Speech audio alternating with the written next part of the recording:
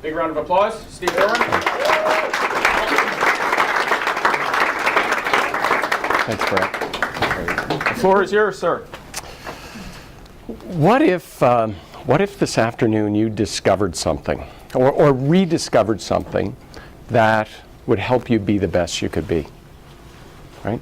And what if that something was simple, like dead simple? I mean, sometimes simple can be good, but sometimes simple is so obvious that it can be invisible. You know what I mean? Like, let me give you an example, though. I got a friend of mine. He has this guy in his neighborhood who collects bottles, you know, and returns them. Anyhow, one day he sees him out in the backyard. Hey, if they're out at the curb, you can have them. These are for my son. He's saving them up for his hockey team. Oh, sorry about that, sir. I'm having a pretty good week anyhow. You know, I was able to give almost $200 to the shelter. You mean you give the money from these bottles to the homeless shelter? Yeah, I got pretty much everything I need. I mean, how would you feel, right? Anyhow, couple weeks later, my friend, he's putting up Christmas ornaments on his house, and he's you know, way up in the ladder, and he's putting the ornaments up, and he hears this noise. And sure enough, it's the guy. He's got a grocery cart full of bottles coming down the sidewalk. I mean, can you hear it? Like, next thing you know, hey, I told you, Outback's for my son. Hello, how you doing? I know you told me last week. I just had some extras, and I thought your son could use them. You know, I don't know about you, but if it was me on that ladder, I would have done the exact same thing, right? Why? Because I got my preconceived ideas, my perceptions that I have. They're already fixed about how the world is, how the people I interact with it are, and what their motivations are. And because of that, I miss something very, very simple, right? And so here today, as you know, it was talked about this morning, step back. Part of stepping back is, you know, just having that open mind, giving yourself permission to just suspend your beliefs about how the world is and how things are. And, you know, I don't think we're going to be talking about something that is way out there different from what you've seen or what you believe, especially from what I saw here this morning. But if you're looking for that little secret sauce, that little extra edge, that secret to help you be the best you can be every single day, sometimes holding on to old beliefs, it can kind of get in the way, right? So we're going to talk about a really simple idea. And this idea, you can use it to find more happiness. You can use it to move closer to excellence and distance yourself from mediocrity. Right? It's an idea you can use at work. It's an idea you can use at home, in your community. I mean, bottom line, to me, I'm a bit biased, but it's an idea that'll help you be the best you that you can be in this moment, in this day, in that future moment. So, if I just tell you the idea, and I'm going to tell it to you, but if I just tell you the idea, you know what will happen? I mean, we might sit at your kitchen table. What's your name? James? We might sit at your table, and we might go back and forth for 30 seconds or a minute, and you would get it intellectually, right? You might agree with it. James might not agree with it. But you know what? That really doesn't matter. If we just sit down and talk about what this idea is, you know what's going to happen on Monday? You'll be back, and you'll be talking about, oh, geez, Sales Excellence Day was great. Did you go to Camp Bro the next day? Yes, I did. It was so awesome. Remember that guy from Halifax that came in Friday afternoon? Was he the... No, Kim's still here. I can't say he was the best, right? And you'll say, it was great. Yeah, remember he talked about that what was that idea he talked about? And it'll be gone. So what we're going to do is you're going to get to experience it. Because once you experience the idea, then it becomes yours. It's your idea, and you can use it whenever you want and how you want. You don't even have to know how to say it. Okay, I want to say this is how you say the idea. You don't even have to say it that way. So here's the idea, is that you and I, is that we have a need to serve. We have a need to help others. We have a need to give. And the reason for it, and this is the kicker, the reason for it is because we're grateful. We're grateful for everything that we've received. So again, the idea, we have a need to serve because we're grateful. So let's connect that to sales excellence and good life fitness. Think in the last 24 hours, 36 hours, a service interaction. You might only have to think back 20 minutes because there's a lot of, right? Think of a service interaction you had in the last day or two. Now, can you remember what that server looked like? Can you remember the interaction? Think of two components of that service, of that whole interaction. Number one, the quality of the service. And number two, the attitude of the person providing that service to you. So, Brad said I'm an engineer. This wouldn't be a session if we didn't have a graph. So let's look at a graph. So as you look at the quality of that service interaction that you had, on a scale of mediocrity to excellence, where was it, right? And when you look at the attitude, the happiness of the person that was serving you, where were they on a scale of misery to bliss? And depending on where they were and what the quality of that service was, it's going to put them in one of these quadrants. You've been served by people in all these quadrants. You kind of know when you get served by someone down here, don't you? And you also know when you're served by somebody that's up there. And so the thing is, if this question or this graph was put up in another time, and there were club members in the room, and they were asked to think of a service interaction, and the person they thought about was you or your team, where do you want them to put you on this graph, right? Like up here? Of course you do. Brad's in the room. Here's the thing. That idea, the thing that will get you there and keep you there and get you back there when you fall out of there, because we're human, is experiencing and expressing gratitude. Right? Adopting more of a mindset of gratefulness into everything that you do in your life. And here's just a quick snapshot of some of the benefits, the scientific benefits of being grateful. And I don't have to go closer. I know you're not going to be able to see this in the back, but I can send this slide to you if you're interested. And this continues to evolve. People who are grateful are more optimistic. They sleep more soundly, have higher levels of life satisfaction, have greater resistance to viral infections, have more social connections, are least likely to be depressed, are more generous, have more happiness, have more energy, earn more income, are more likely to achieve important life goals. They exercise more regularly. And here's the kicker. They live longer. The one longitudinal study that's out there, 8 to 10 years longer. I mean, what's not to want on that list, right? What do you want? What do you not want more of?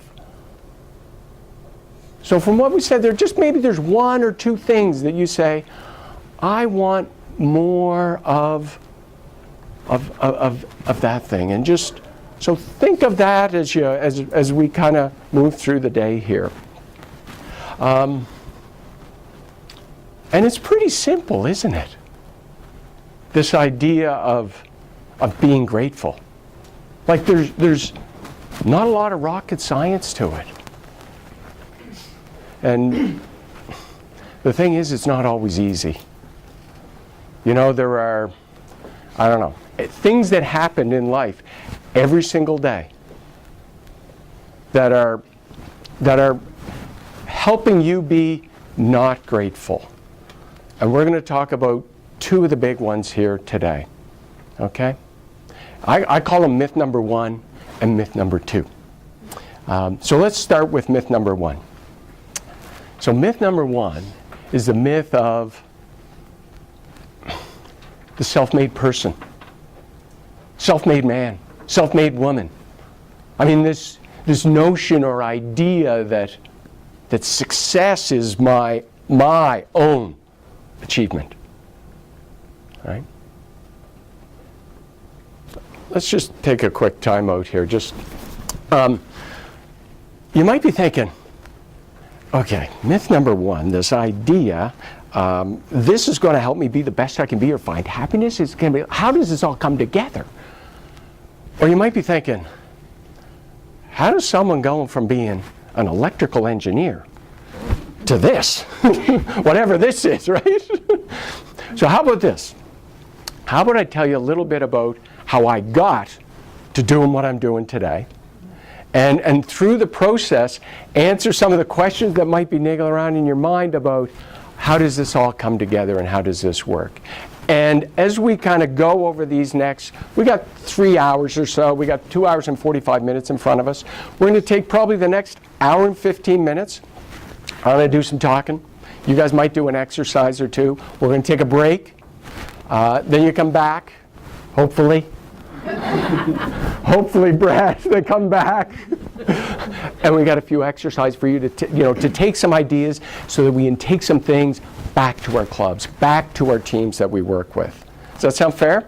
And it might look, we're going to take some, where's he going with this? And by the end, hopefully it's all in a nice bow. Okay? Okay, thanks. I grew up here in Halifax, like not 2.5 miles from here. And I'm the oldest of 5 kids. You know, front door on our house, man, it was just like a turnstile at a bus station or a train station. Friends, family, just constantly coming and going. And like when our friends, when they came over to our house, if no one was home, and then the big if the door was locked, right? They all knew, like there was a mail slot in the door.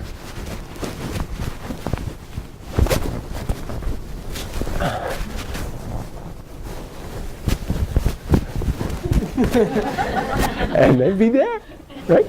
And sometimes they'd be there a week at home. Sometimes Mom and Daddy get home. What are you guys doing in here, right? You know, and when we grew up, we didn't have all the latest clothes. We didn't go on fancy vacations. We didn't have all the latest toys. But you know what? It never really felt like we were doing without. You know what I mean? I've had a job since I was 15. Started pushing buggies at a grocery store. Studied engineering and business. Really have had the privilege for the last 28 years to be able to work in these fields. My wife Linda and I, we're going to celebrate 30 years of marriage this summer. Our kids, Nick and Steph, I mean, we got 2 great kids, and in spite of what they tell you, Brad. And our daughter, who are you that's expecting? I wanted to talk to you. What's your name? Melissa. Our daughter Stephanie's expecting, so it's such an exciting time in life, right? Because she looks like you right about now too. Sorry. I figured it was okay to put people on the spot based on what I saw this morning. right? And Lynn and I, we just moved back into a neighborhood close to where we both grew up. So kind of sandwiched in between, I grew up the oldest of 5, move into a neighborhood close to where we grew up.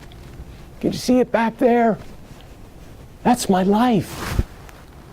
Now, I'm not going to tell you my whole life. Don't worry about that. But as I think about my life, I cannot help but think of the good fortune, the blessings that I have in my life. And we don't think of mine. Think of your own.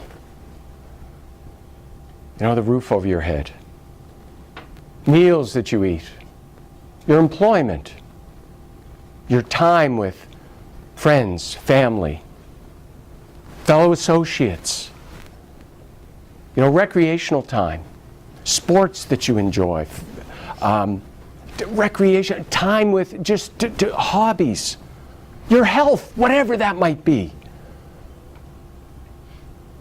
And you know, for me, whenever I think of these things, I can't help but, I don't know, the word is haunted by these questions. You know, questions like why do I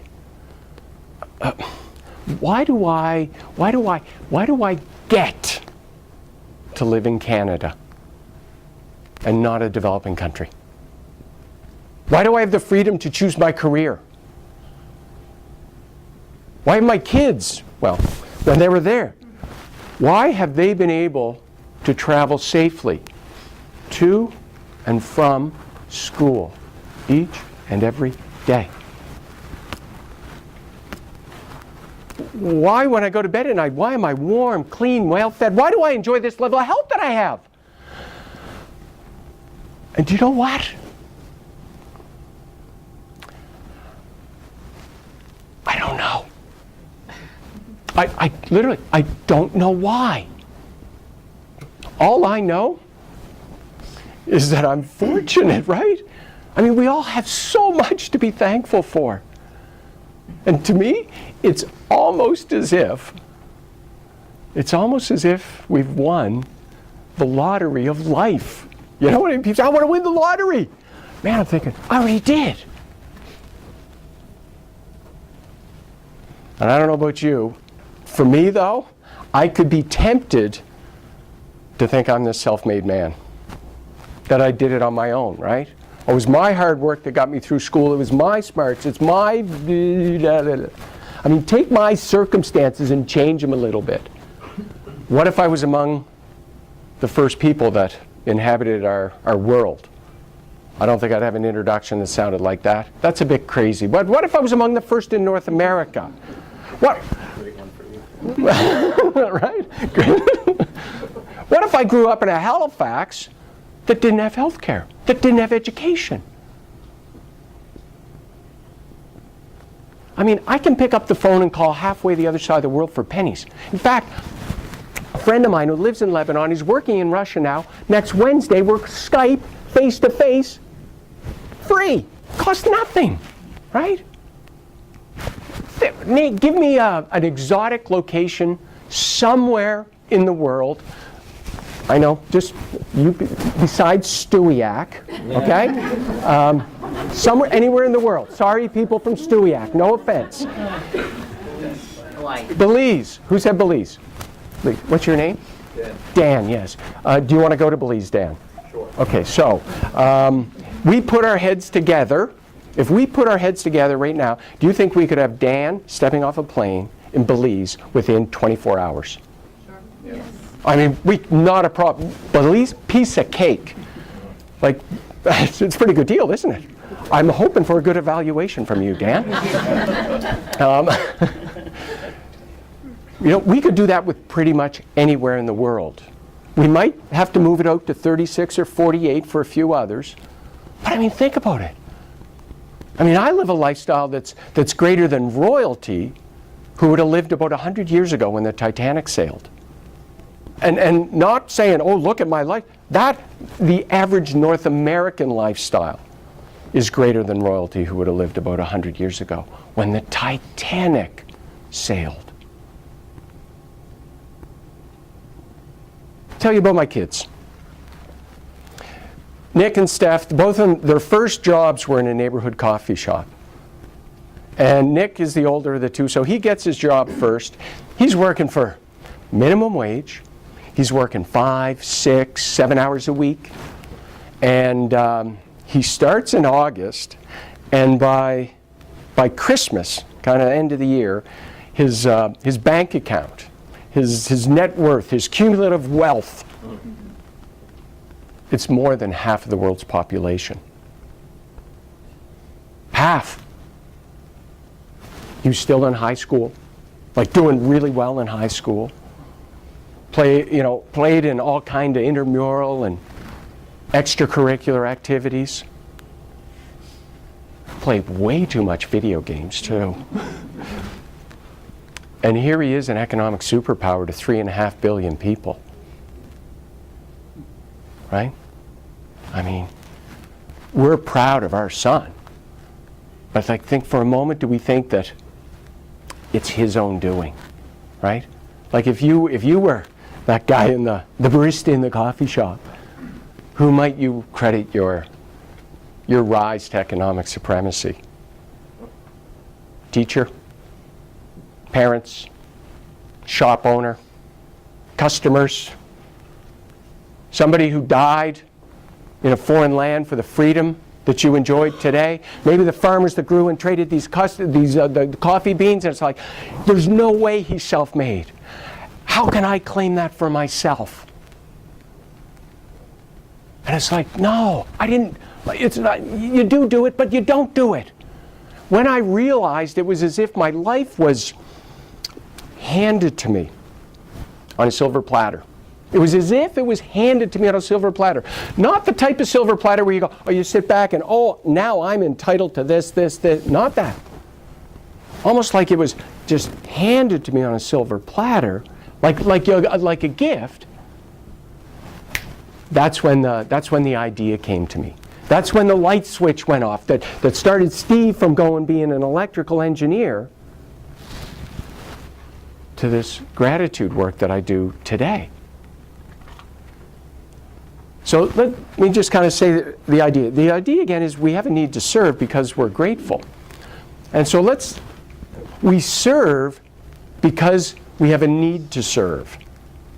Not because somebody else has a need to be served. As legitimate as their need to be served is.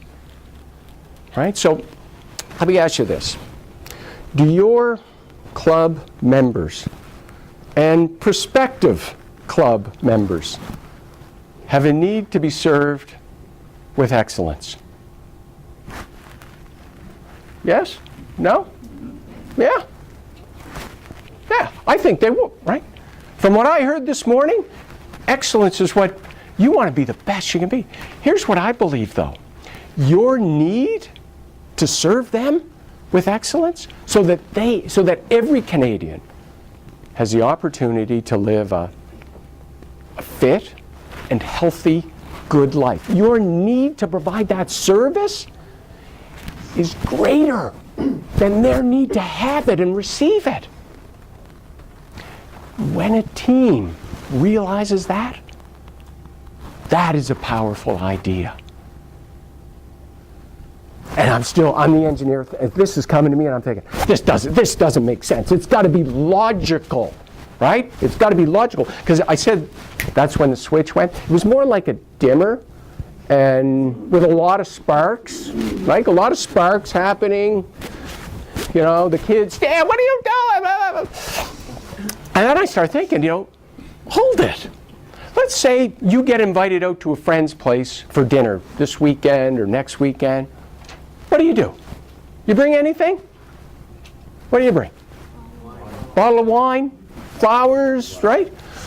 Do you bring a bottle of wine because Chris and Kellyanne need another bottle of wine?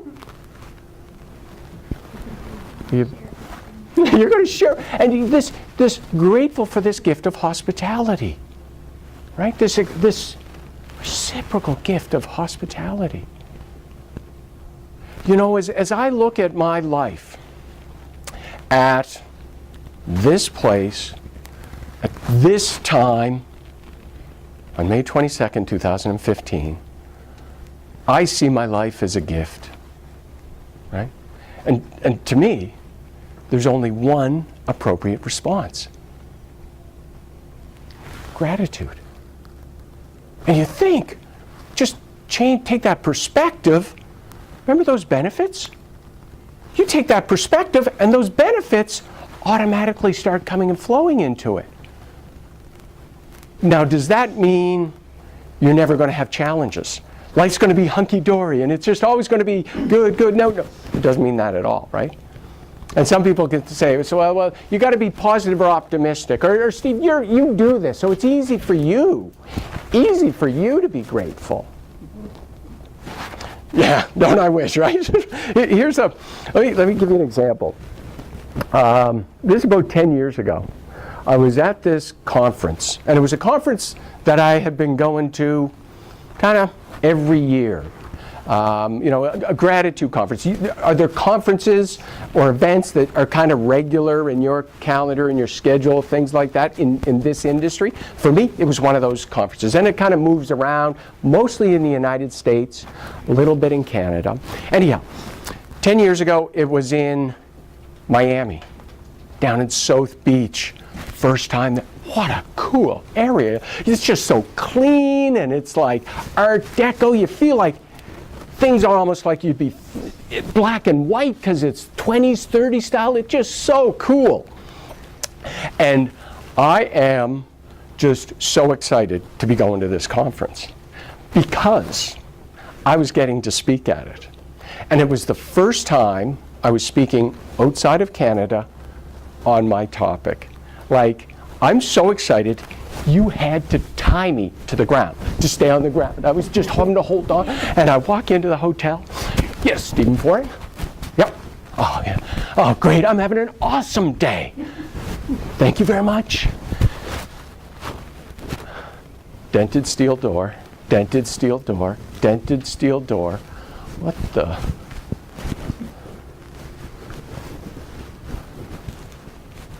This place is a dump! There's no way I'm staying here. We got to get out of here. Like, the conference hotel is like 2 blocks away. And it maybe $50 more a night than what we're staying in, this nice, Lowe's, gorgeous hotel. And there was furniture in this room.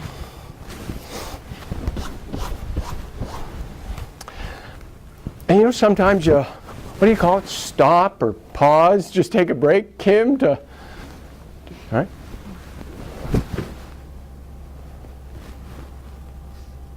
And it occurs to me that if we stay here, we're probably going to sleep in a bed better than what that 3.5 billion people are going to put their head down on tonight, right?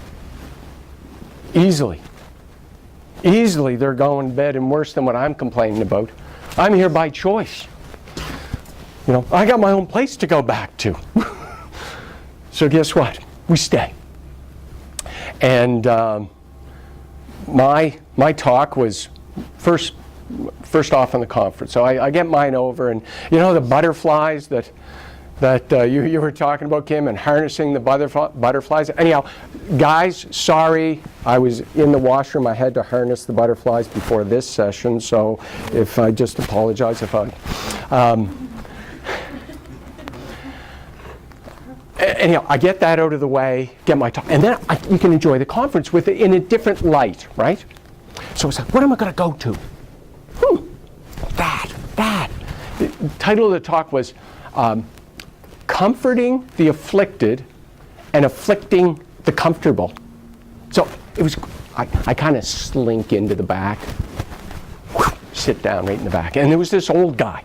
He was an old guy, and he had dedicated his entire life to working with, you know, really some of the poorest people in our world. And in 40 minutes, without using judgment, without using guilt, he afflicted one of the comfortable, me.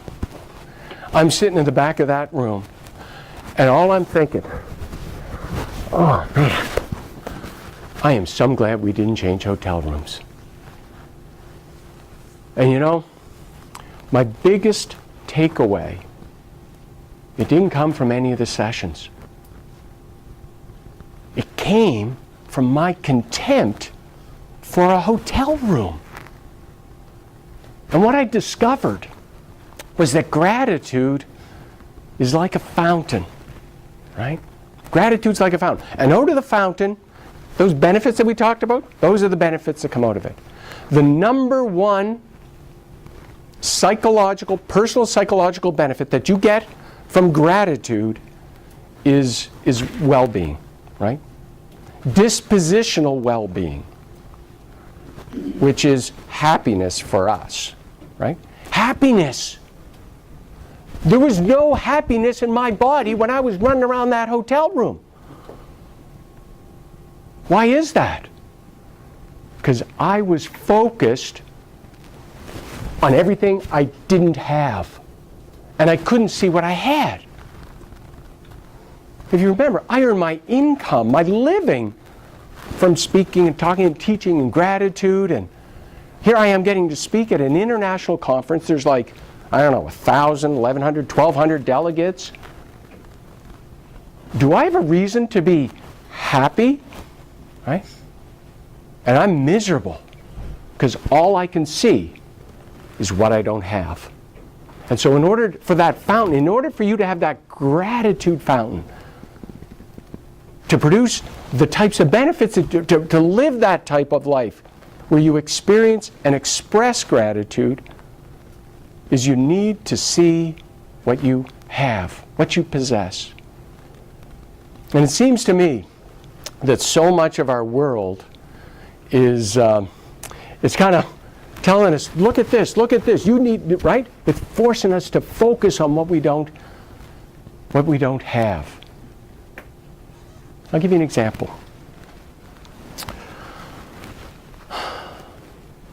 It was a few years ago, and I was driving. It was around Dartmouth. I don't know street names in Dartmouth. I know how to get around. I just don't know street names. And I drive by a spa, a day spa. They're all over the place, right? And on the outside, there's a sign there, and the sign says, "Permanent makeup." Right? Okay, just time out again. I got to time out again. There's a lot of women in the room, so I'll just kind of put this out to everyone. I like makeup, okay? Okay, so back in the car. Permanent makeup. Never heard of it. Didn't know it even existed, right? Like, permanent makeup, what's that? Anyhow, like a good man, I totally forgot about it 30 seconds later. 3 weeks later, I thought about it again. And I asked myself, what is that sign saying? Right? And so, not to judge, but to just give my take on what that sign might be saying.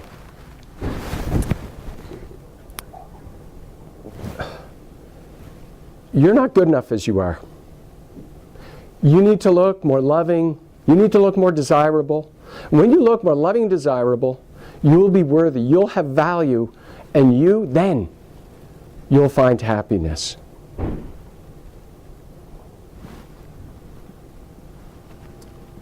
I mean, none of that was written on the sign. Right? Too many letters.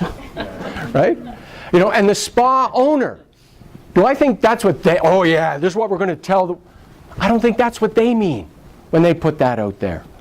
The people that come in and get those services to get permanent makeup, is that what they're thinking? I don't think that, this is what I fall into and believe. No. But when I look around at the messages that I see in our popular culture, on the internet, in movies, in advertisements, in the magazines my little Steffi brings home. I don't think it's that far off. And the thing is, guys, if you used deodorant, toothpaste, gel, shampoo, aftershave, whatever, guess what? You use makeup. We use makeup too. We just don't call it makeup. Right?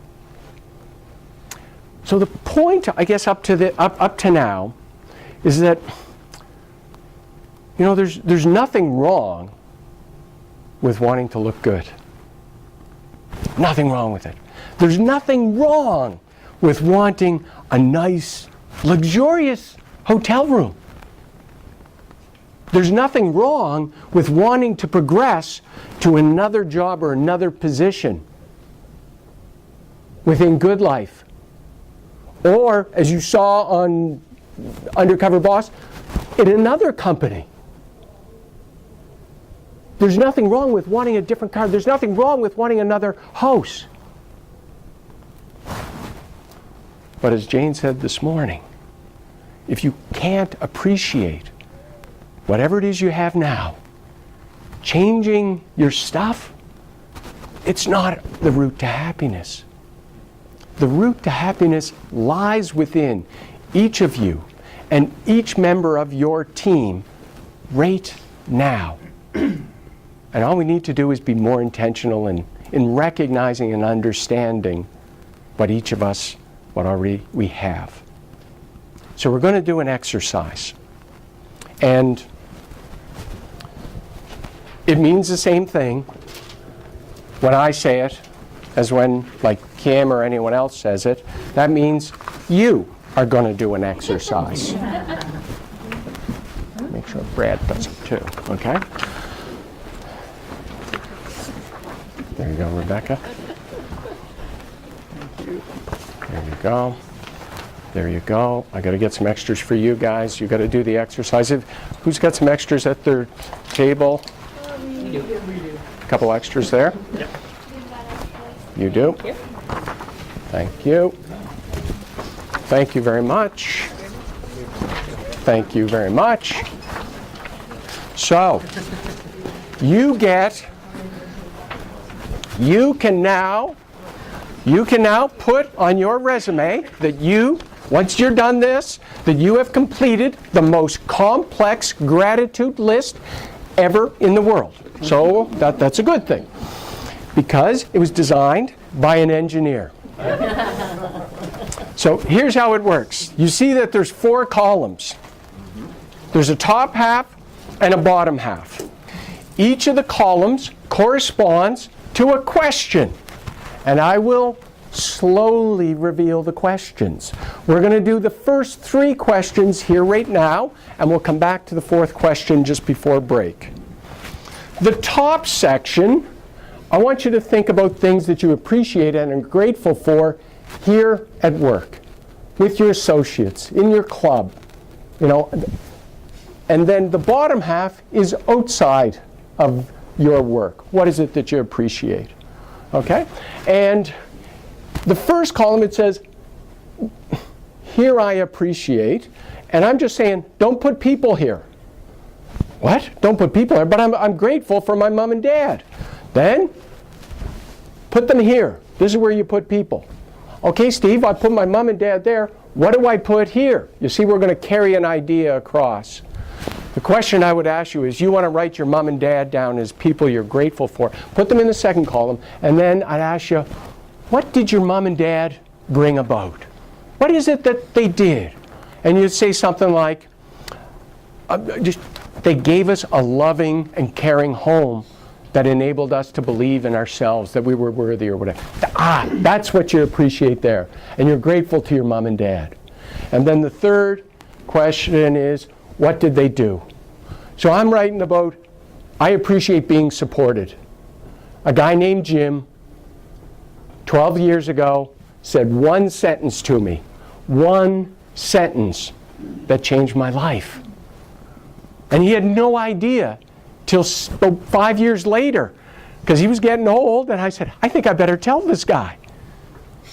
right? So you just kind of carry this over. And you might say, I don't know who these people are. They might be alive, they might be dead, right? Like, to me, I think I appreciate freedom. I'm grateful to veterans. I'll write veterans there sometimes, right? Does that make sense? Any questions on this? Here at work, here at home, there's no right or wrong way to go about filling this out. If you get stuck on, I'm not sure what it is, or you're not sure who the people, just skip over it and just fill out as much as you can. Okay? Go.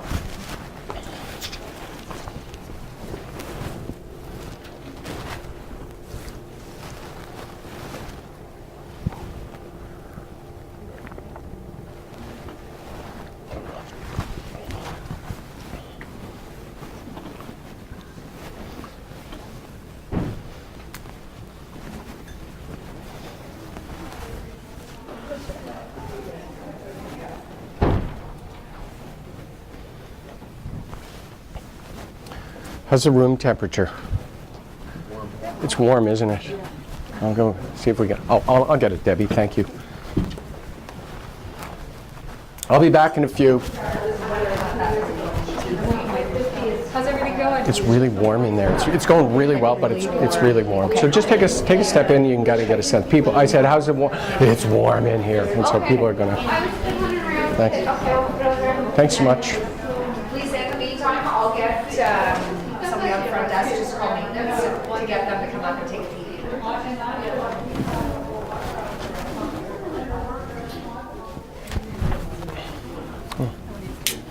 It does work, Debbie. 12's a nice temperature. No.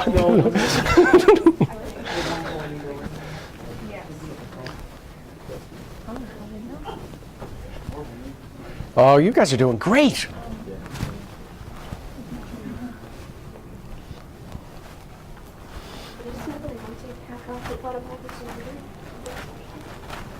It's cooler up here. Yeah, it is cooler up here.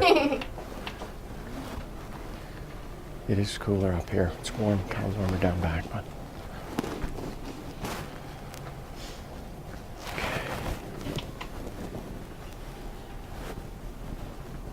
I'm just gonna hang right there. So they'll come up, probably check your Okay. thermometers, okay? Thank you.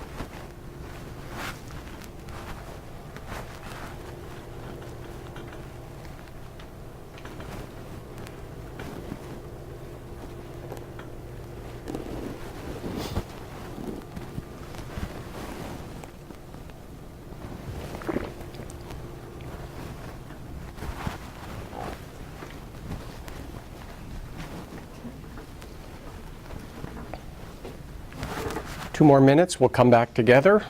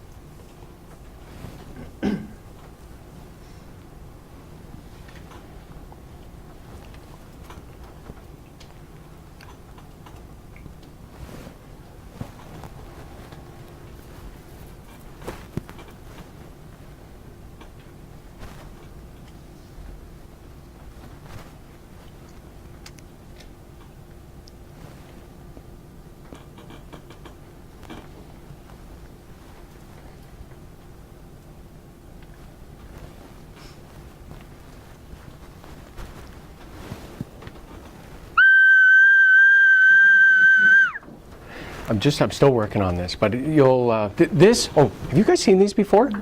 Nose flute. I had someone call it a whistle. This is not a whistle. It's an instrument.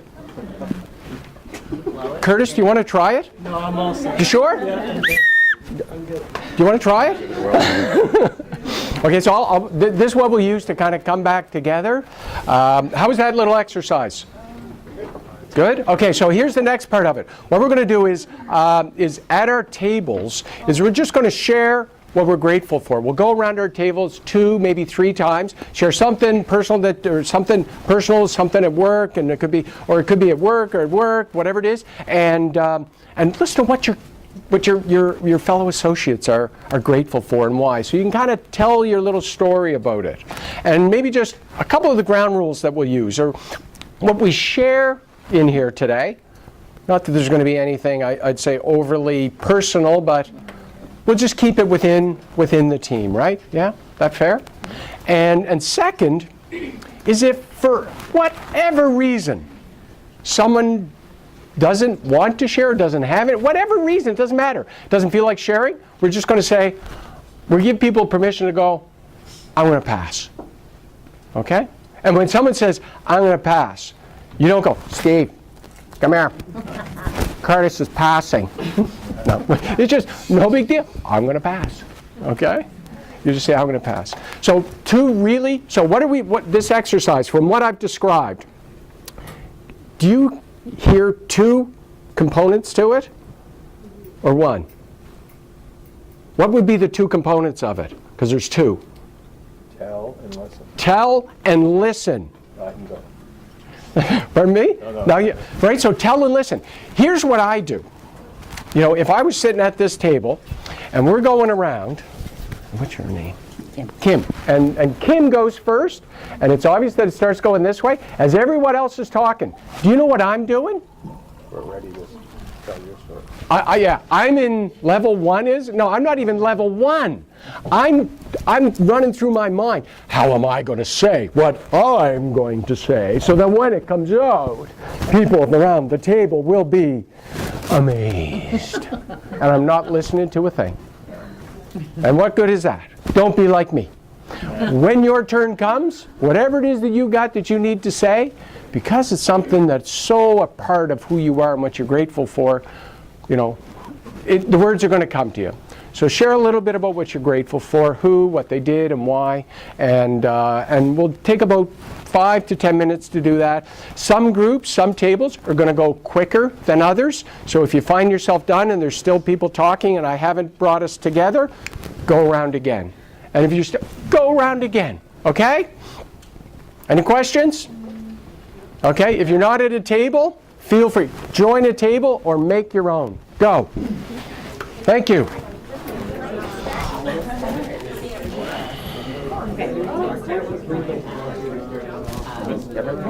Yeah, that's great. The first one I have written down is that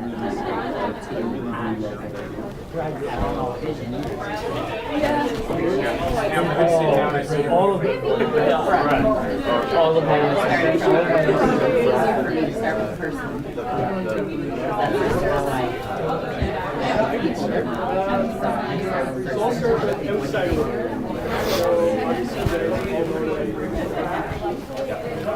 the love and support, what she offers. Every way when it comes to listening and hearing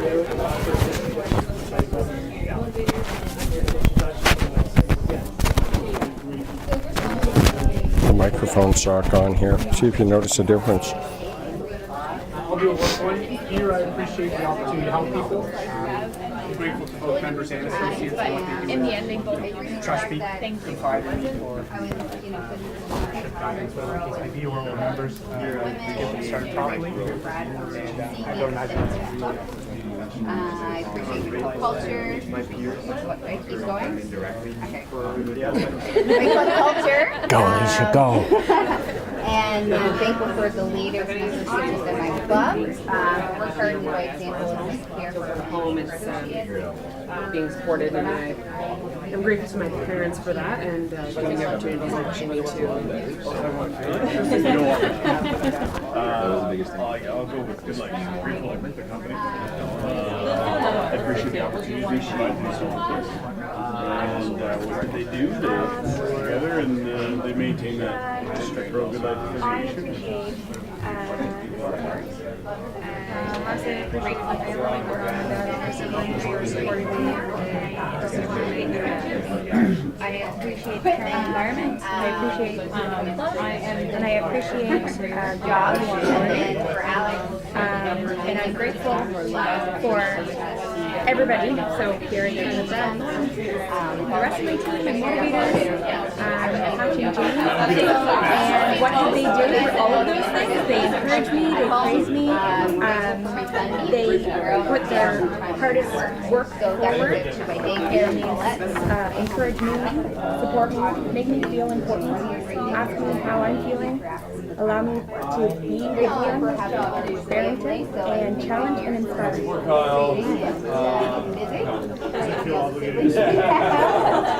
Very nice.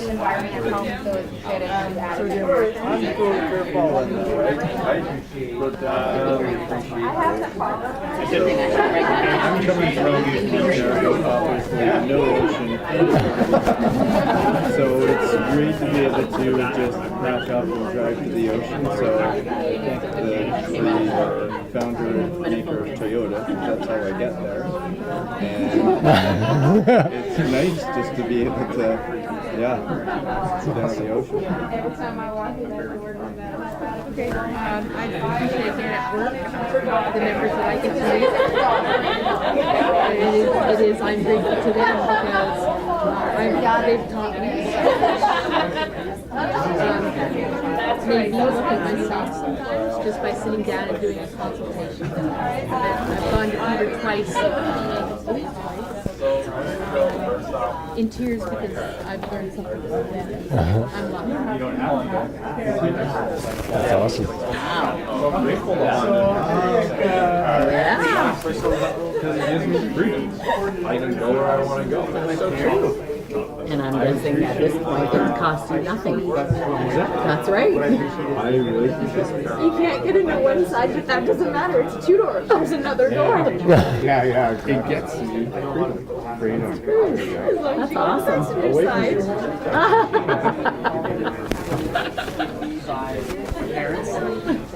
Billy, I appreciate just encouragement, motivation.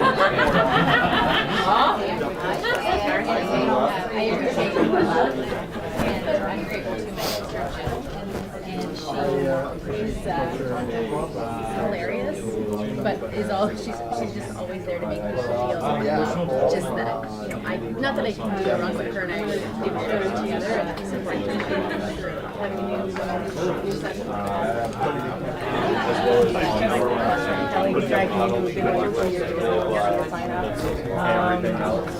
I am. Super grateful for that. Definitely my mom, my supporter, my family. So keep that kind of ties in with support. Did I get that slide sent to me? Which the one? With that had like all the the explosives. Yeah.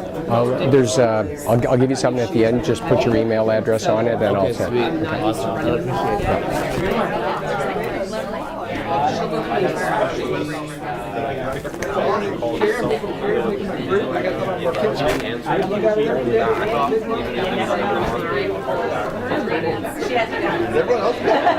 You guys gone all around once, twice, couple times? How are you guys done around once, twice? Okay. You guys gone around a few times, or? You guys get around a couple times? Have you guys gone around yet? No. How are you guys doing? Has everyone had a chance? Yes. Okay, we still got one table that hasn't. You guys got around yet? Yes. Okay, you can keep going. We got one that's still. Do you remember? You guys get around yet? Everyone get around? I saw you, Tarek, twice. A couple. Just got one more table that's finishing up. We'll come back in 2 minutes. 2 minutes? I'm gonna run. Okay. I appreciate the feeling of Empowering all my family get to the in project management without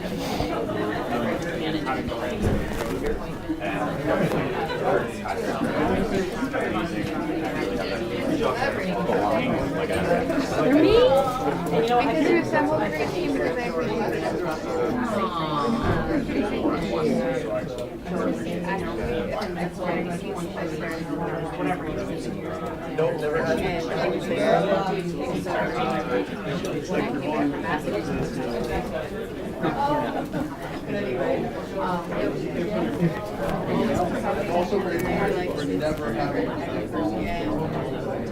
That was so fun. Yeah,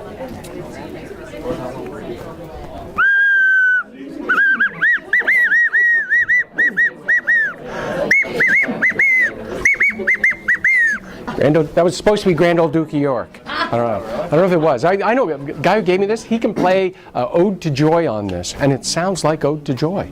It is not a whistle. It is an instrument. Ah, yeah, the Grand Old Duke of York. So, how was that? Good? Yeah, that's kind of good. What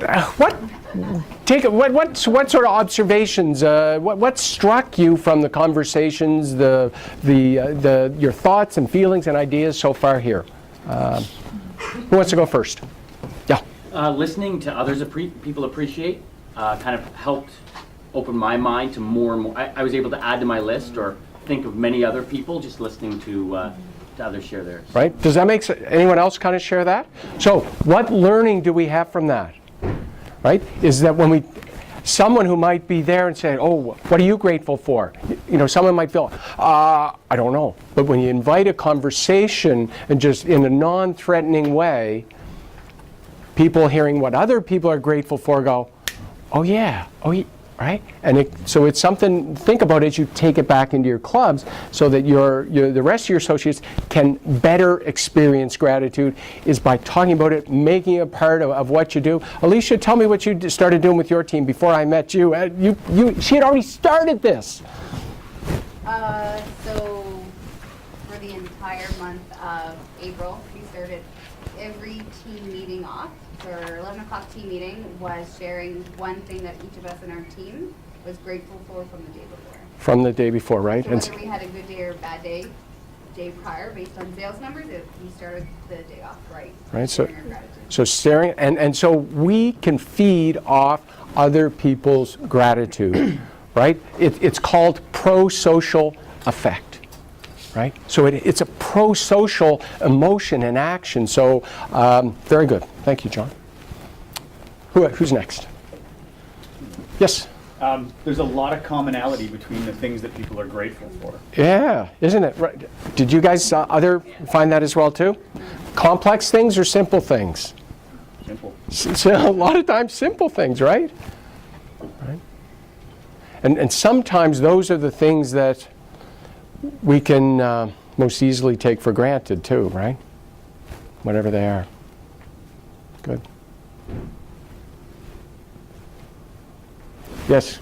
I noticed that a lot of the gratitude was towards the efforts others have made to help people get to where they are. Yeah. Interesting, right? Because you see this, and some of this, I sense that in the culture of this organization, of your organization, that you are a part of continuing to expand and unfold, is you see that your success has really been, uplifted. You've been uplifted by many others, just as you uplift and support many others on your teams, right? And they're very powerful. And it increases connections between us, right? Yeah. Good. Anyone else?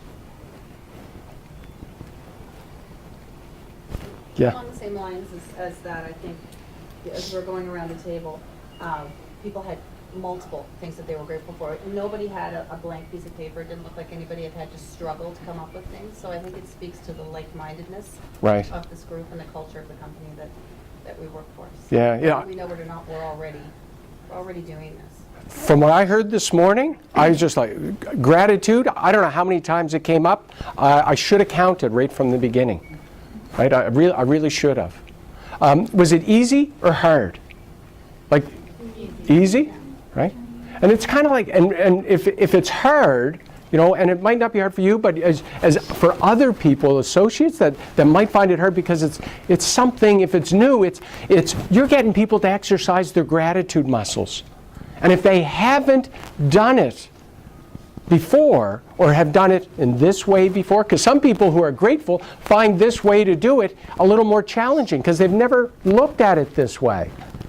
And it's done that way deliberately. The more challenging it can be to do something, the more that learning can stick. Like if you're going to run a 10K or a marathon, you don't just show up on day one, here I go, right? You've got to build up and train for it and exercise your muscles. And same thing with your gratitude muscles. And so if you guys have been using your gratitude muscles, it makes doing an exercise like this easier. It does. Good. Anyone else? Way to put our brakes on ourselves and get ourselves with a fixed mindset and more into the growth mindset. Yeah. And did you begin by saying put our brakes on ourselves? We're caught up in all things and we're just going chaotic and just slow ourselves down and look at the moment and get perspective and then start making choices through our core values. Yeah, it really does. It is, an exercise like you guys are doing today, not just this afternoon, but this morning, it is stepping back. Because I know, you got all kinds of stuff back at your club, and sorry to bring it up, right? But to let that go and just step back, and there's ways that you can do this on a daily basis. It's not like you got to take a whole day off to do this. It's just a little routine. Jane talked about writing 3 things she was grateful for. Kim talked about kind of looking through her day, going back and looking through her day at the end of the day to see what she's grateful for and with the opportunities for growth, right? Really, really good. So if we tried to summarize, does anyone remember the idea? Not that we have a need to serve because we're grateful, right? Yep. And myth number 1? Self-made person, self-made man, self-made woman, whatever it is. Very good. Very good. So let's kind of move on to myth number 2. And we'll take, 20 minutes or so, 15, 20 minutes to look at this. And then we'll take a break. So myth number 2, actually maybe what we'll do to do myth number 2 is I want to show you a quick video. I got to tee it up though. So anyone like basketball? Ooh. Okay, so let's imagine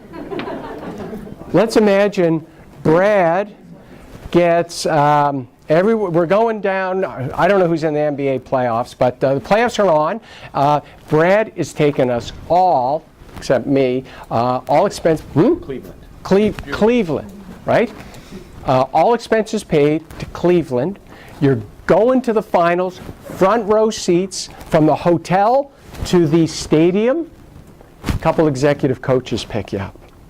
They drive you into the stadium. You can feel 22,000 people rocking this place, and then the doors open, and the noise just fills the electricity, the room, and you're just like, oh man, Brad, thank you. I did say imagine. Yeah. Okay, and you're going to sit down, front row seats, just as things are getting started.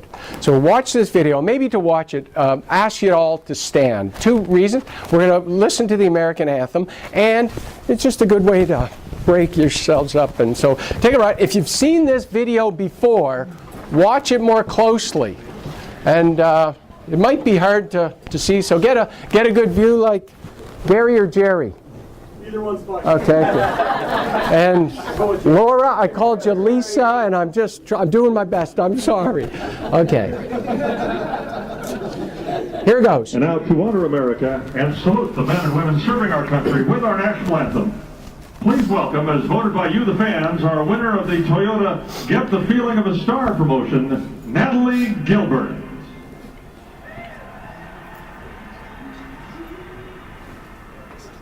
She's 13. Oh, say can you see by the dawn's early light what so proudly we hailed at the starlight dawn?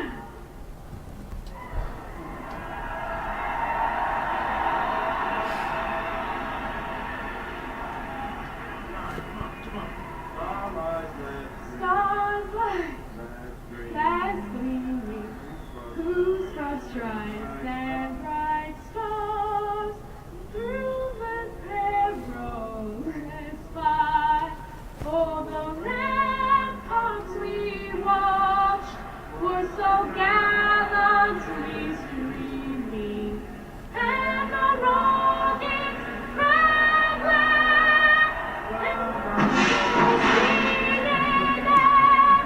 gave proof through the night that our flag was still there. Oh, say just as star-spangled banner yet wave for the land of the free and the home of the brave.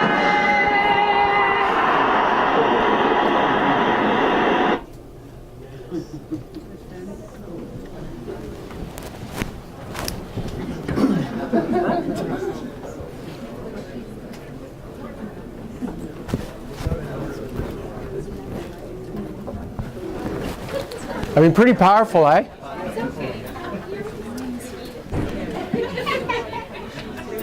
It took 2.5 seconds. 2.5 seconds for Mo Cheeks to get off his cheeks, right? And go help someone in need, right? And what he did on the scale of ordinary to extraordinary, simple to complex, where would it fit? Like simple. Like simple. Like, how many, she knows the words to that song. How many times would she have sung that song? Like too many. You're right, too many. And what did he do? He just went over, you guys might say coach, or right, and help somebody do something they're fully competent and capable of doing. And that dispels myth number 2. And myth number 2 is the belief that one must possess extraordinary means to make a difference. Right? In order to make a difference in the world, some people have you believe, oh, you got to have a lot of money. You got to have an extraordinary means and access to money to make a difference. That's right. Or you have to have power. You can't make a difference unless you're the president or chief operating officer or the prime minister or whatever.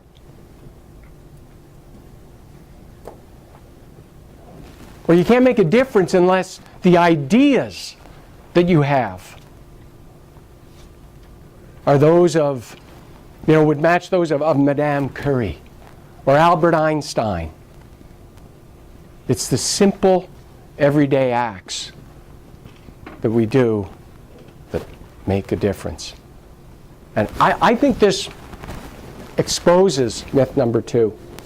But I just kind of like read the newspaper. Sometimes you're not finding a lot of good news in the newspaper.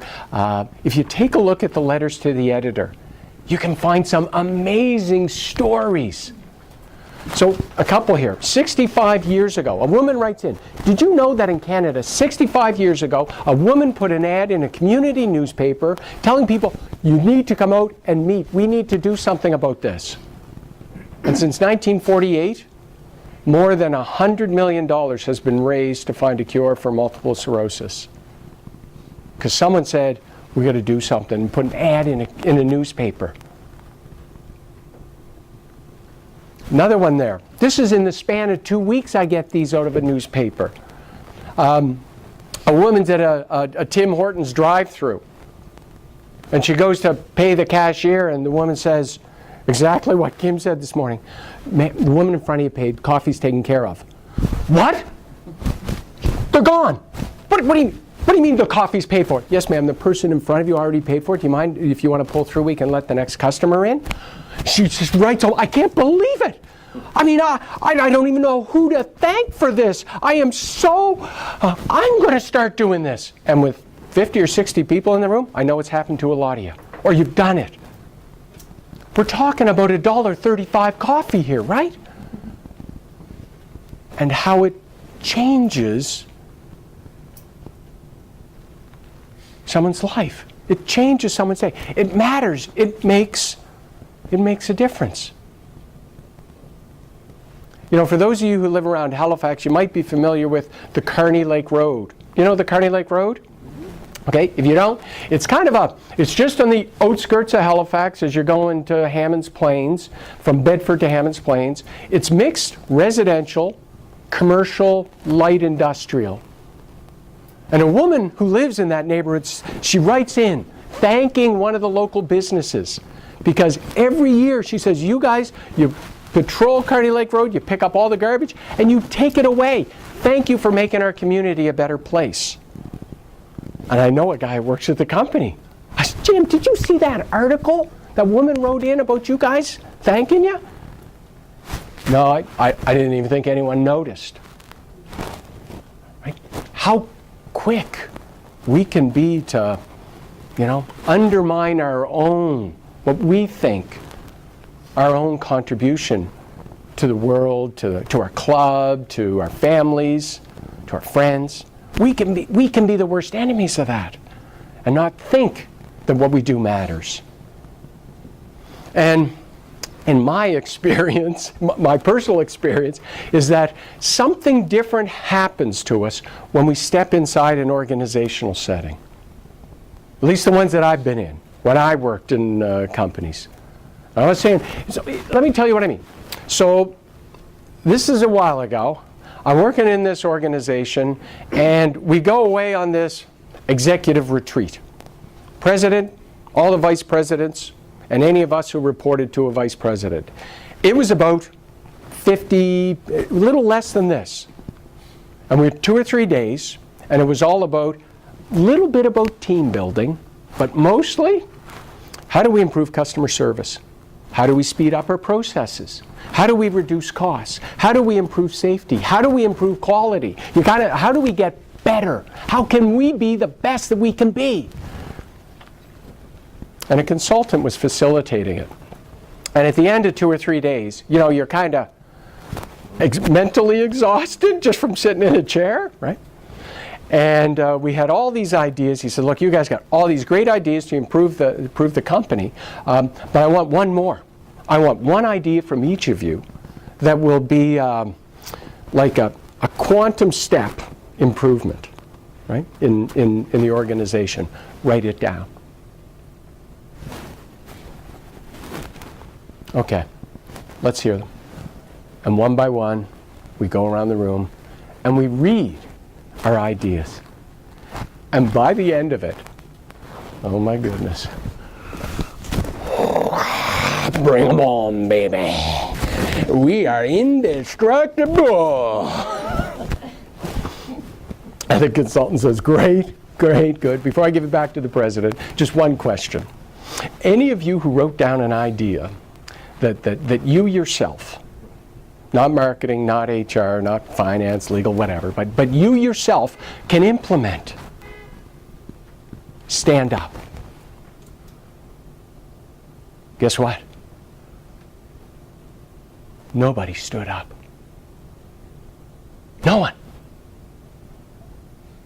And what is embossed, tattooed, just stuck in my mind is how fast, how quick Steve is to see what Kim should do, or especially what Brad should do, or what Curtis should do, or what Laura should do, and how slow I am to see what Steve should do to matter, to make a difference. Jerry Garcia from the Grateful Dead. The Grateful Dead? Kind of neat, eh? He's got this quotation, and it says, somebody has to do something. It's incredibly pathetic that it has to be us. But if it's not us, like if it's not you, if it's not your associates in the teams in your clubs, then who? As you look at your clubs, and you think, okay, we got to make this change to make our clubs better. More often than not, it's going to involve more than just you, right? No question. But what you don't want to be, You don't want to be like me and my colleagues, right? Sitting in a room. You can imagine how we felt? Thinking it's everyone else's responsibility to make things better. And so gratitude can help prevent that from happening, right? Gratitude is, when you see the club that you have, that you're a part of, the team that you're a part of, when you see that as a gift, do you know what humans do when we receive gifts? We protect them. We make them better. We cherish them. So when you genuinely see what you do and everything about it is a gift, you are like, and you experience gratitude, the serotonin, the oxytocin, the dopamine, these are things that are going in your brain and you can't even control it. You can by being and experiencing and expressing gratitude. And it will force you into action without your even conscious effort. You know, the feeling you had when you watched that video, if you had a feeling, I'm 95% certain that was oxytocin at work. And when you saw Jane on that video this morning at the end and she's talking to people, the feeling you had, that's oxytocin. When you witness acts of kindness and generosity and experience gratitude, that your brain, we're wired for this. We have a need to serve. Let's look at column number 4. Column 4 says, how can I say thanks? How can you say thanks? So just very quickly, 1 minute, we're not going to share these, for what you're grateful for. Just write down, what is it how are you going to say thanks? You're going to have coffee, you're going to have lunch, you're going to call, I don't know what just take 1 minute, and then we'll quickly come back. I got one story and we'll take a break.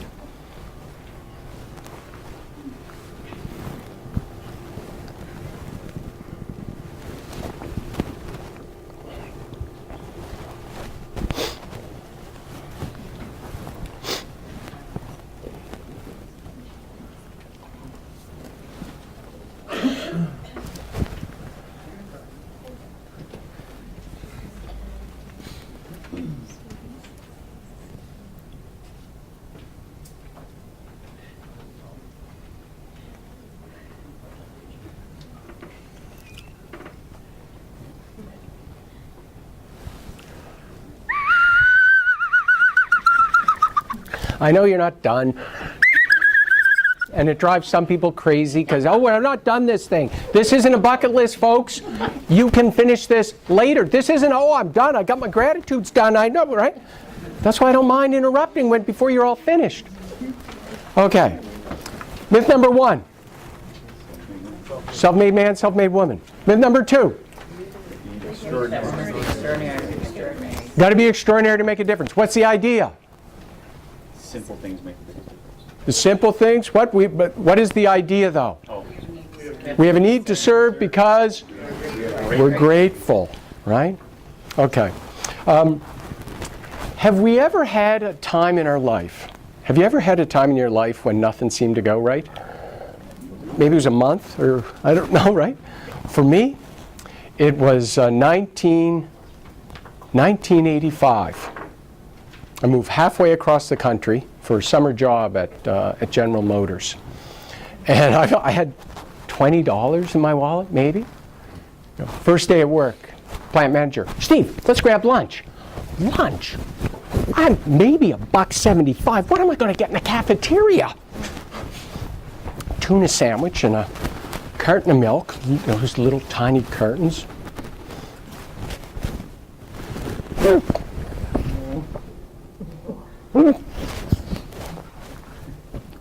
Stephen, the last thing you need to do is look like an idiot in front of, I don't know who this guy, my boss's boss, he was way up there, right?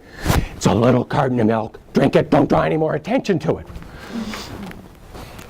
So we're heading our separate ways after lunch. And he says, Steve, you're the first person I've met who actually likes buttermilk. buttermilk. That explains it. I've got this basement apartment. The combination, I don't know if you know, I've seen combination cooktop, sink, and fridge, all in one, right? No telephone, no windows, no natural light, 100% humidity. Dinner rotates between spaghetti, hot dogs, and Kraft dinner. Lunch, peanut butter sandwich, every single day. You know, we were getting married that summer, so I'm always looking to save on groceries. I don't know what it's like in your clubs, but at General Motors, you went into the men's room, and I don't know if it was like this in the ladies' room. You go into the men's room, and in the bathroom stalls, they're giving away toilet paper. Right? I didn't have to buy it, right? I'm taking that home. And in the cafeteria, they've got these giant stainless steel bowls in the cafeteria loaded with single-serving ketchup. You know how convenient that is? You dispense the exact amount of ketchup. The oxygen it doesn't fill the bottle. It's so good. And anyhow, I'm saving on ketchup. And I got this landlady.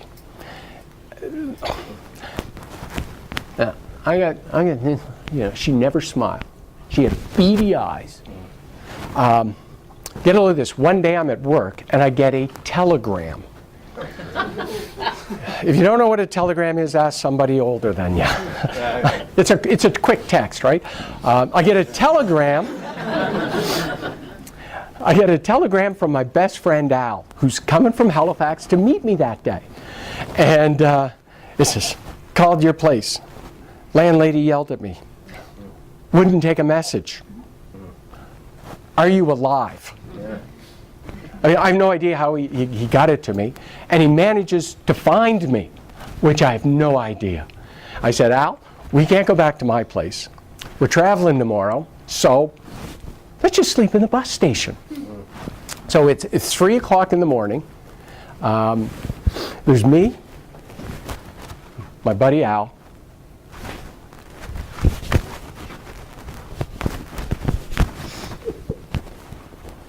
You guys got any drugs? You know I can get some drugs? I'm looking for drugs. Where are you guys going? It's like, I'm an engineer nerd, man. Like us, drugs? And, but we're not stupid, right? Because all we know is we got one chance to let this guy know, buddy, you don't want to mess with us. Right? You got one chance, first impressions, right? So it's just like, us, where are we going? Us, we're going to Canada's Wonderland.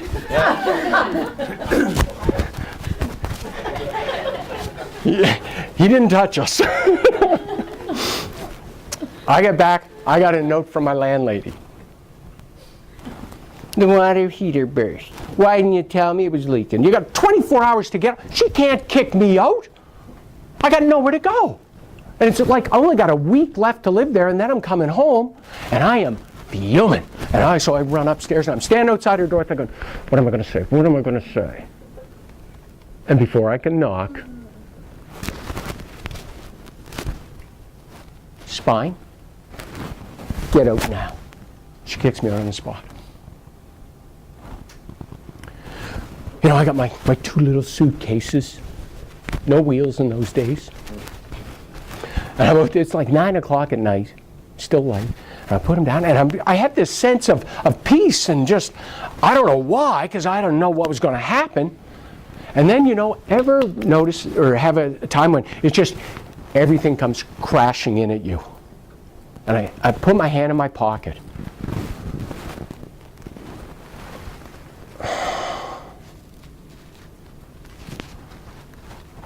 And I got a handful of ketchup. Laugh. It's hard to be hopeful when all you got is a handful of ketchup, right? And whether it was in the handful of ketchup or in my pocket, there was a quarter. So I was able to get to a pay phone, to call a friend, to get a place to stay for that last week, and I came home. But you know, at the time, nothing was going right. Grouchy landlady, living on a shoestring, dreary apartment, getting kicked out, and I mean, it goes on and on. My friend Al, he says, Steve, whoa, like, whoa, whoa, whoa, hold it now. You got a job with an amazing employer. I don't want to hurt your feelings, Steve, but they're paying you way more than you're worth.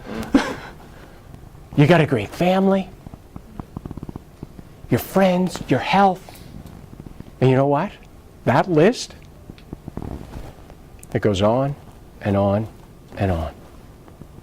And it's really funny how nothing going right, when you stop and take the time to put the brakes on, transforms into so much going right. Simply by focusing on what you have. And if you take all the scientific literature and the research out there on it, and you boil it down to one word, psychologists call it well-being, you and I call it happiness. And so if you're looking to be the best that you can be, right, to be happy, when you got a handful of ketchup, and your handful of ketchup's going to be different. An associate that leaves without notice, appointments that cancel, a day that is falling apart and it can't come together, and weather outside, whatever, I don't, and financial at home, and relationships, and health, and you're going to have a handful of ketchup. I don't know what yours is. You still, if you want to be the best you can be, I got a secret for you. I got a book. There's a bunch of different ones. You can take one on your way out or your way back in at break time. And in it is written, oh, right, there's nothing written in it yet. Use this, put it somewhere that you can use it in a way so that you won't forget. You know how you guys make exercise and being fit easy for people? Use this in a way so that it makes it easy for you to experience and express gratitude. Write 3 things you're grateful for. And at some point in the day, talk to somebody about what you wrote. This morning, one of the things I wrote is like green, green, green everywhere. Spring is here. When you walk outside, breathe the air. What are you grateful for, Kurt? And just tell Curtis that, and then say, what are you grateful for today? No big deal, no pressure. And talk to somebody about it. You do this, guarantee you this, you will kick open a door to happiness that nobody else can close. Let's take a 10-minute break. Journals are on the table next to Emily. There's a bunch of different ones, and we'll see you back here in 10.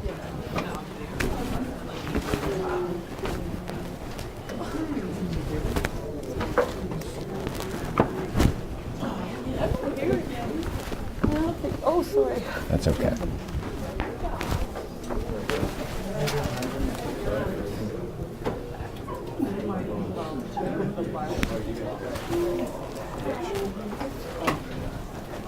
What is that?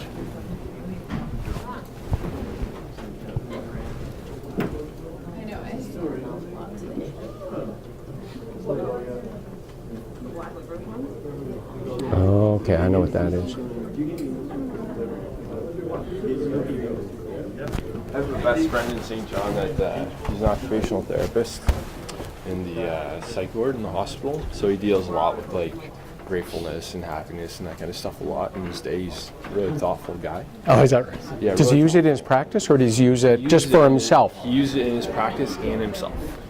And just the other day, actually, we were having a conversation about gratefulness. And he was telling me about an exercise that you do where you write down the 10 things that you feel most grateful for in the run of the day. He said one by one, take them out and picture your life without it. And he said, like, go through the whole thing, and he said, then you'll feel a bigger appreciation for them because you have them, and you don't have them. Yeah. And if you take that exercise and just, you get down to the last 2, it can get hard. What do I take out here? Say I got my dad and my wife. So it really begins to, that's really good. Yeah. Thanks for sharing that, Joel. Are you from St. John? Yeah, yeah. Yeah, that's the St. John name, so. Oh, yeah? Yeah. Have you been? Yeah. Oh, yeah. Yeah, I'm doing some work with Bernan's. Oh, are you? Yeah, I did some last fall, and so they were awesome to work with. Like think of this, the service. It's hospitality on steroids. It really is. I couldn't do their work, but really good group to work with. I actually, there's a guy that works out in my gym that he's a funeral director, and he just lost his dad. And so he's like on the other side of the fence, and he was telling me how like his mind is just blown being on the other side of the fence. It'd be hard. To deal with things. Yeah. Like what other people go through. Well, kind of. There is a bit of gender. I know the. I was gonna give him the owl one, but I just really want. Yeah. I appreciate that. Where am I going?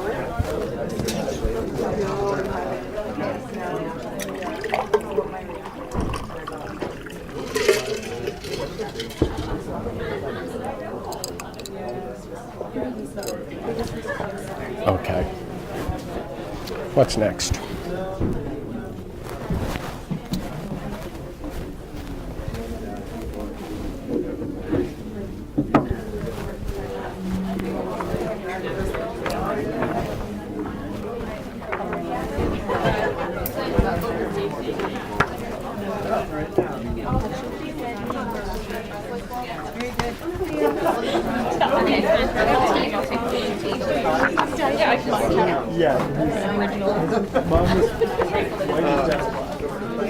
That's weird.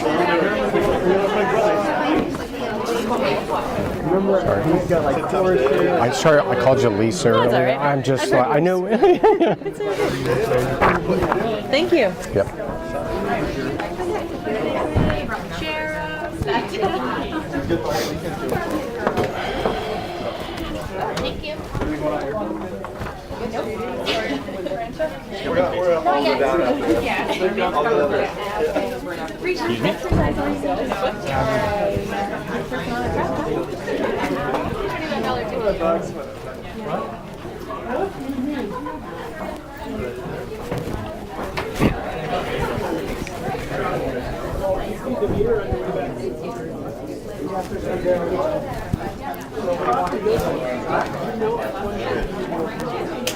Excuse me?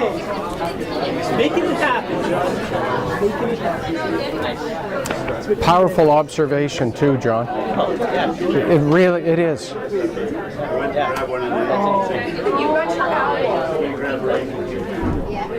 Taking it back.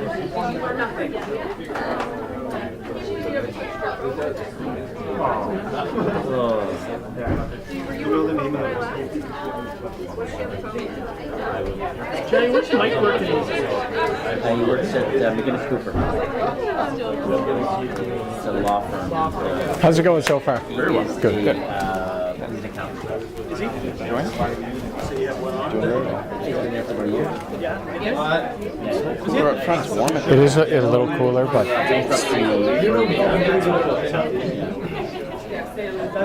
Plans for the weekend? Golfing? golf. My wife's she's gone for the weekend. My son's away for the weekend, so I'm home alone. So I'll enjoy that. Just tomorrow I'll do some yard work and go for a run in the morning.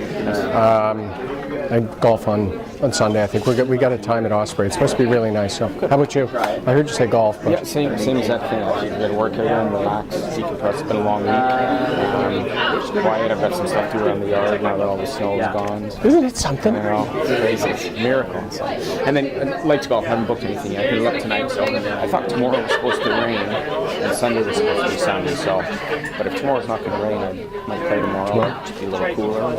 Yeah. Extra distance for the ball. What's that? Distance for the ball. Yeah. That's why when I say Oh, I know. just to be like, So is Lee new? Did Lee join Larry UTech? Yes. He just in the last little while, because it was just Carrie when I was there. I think they were just in the process of hiring. He would or have maybe been he's there. not. He's the fitness manager. Gotcha. So, yes. So Okay, he's been, he is. but he's been there since January. Okay. He's at our club up in Glasgow. I moved down to the city, so great associate. Yeah.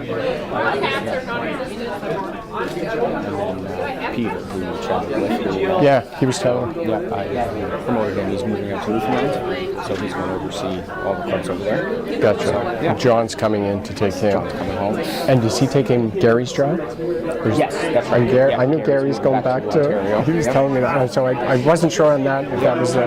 Transition's happening, but it's good. Yeah. Exciting times. I think it's how Don even on the teacher. You round them up whenever you're ready. Yeah. Okay. Okay.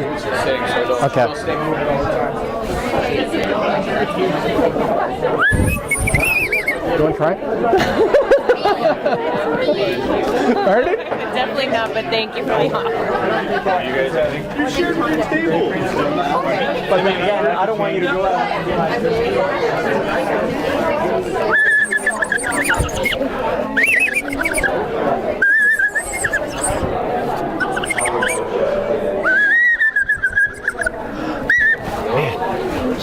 Getting better. It's. I don't know what it is. Maybe it's just the seal isn't working. Sorry,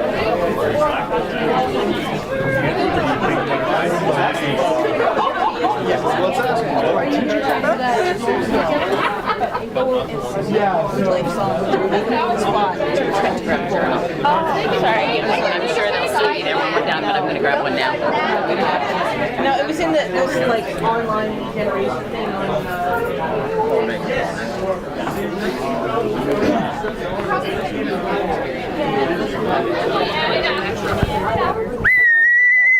Wow. Can we get started?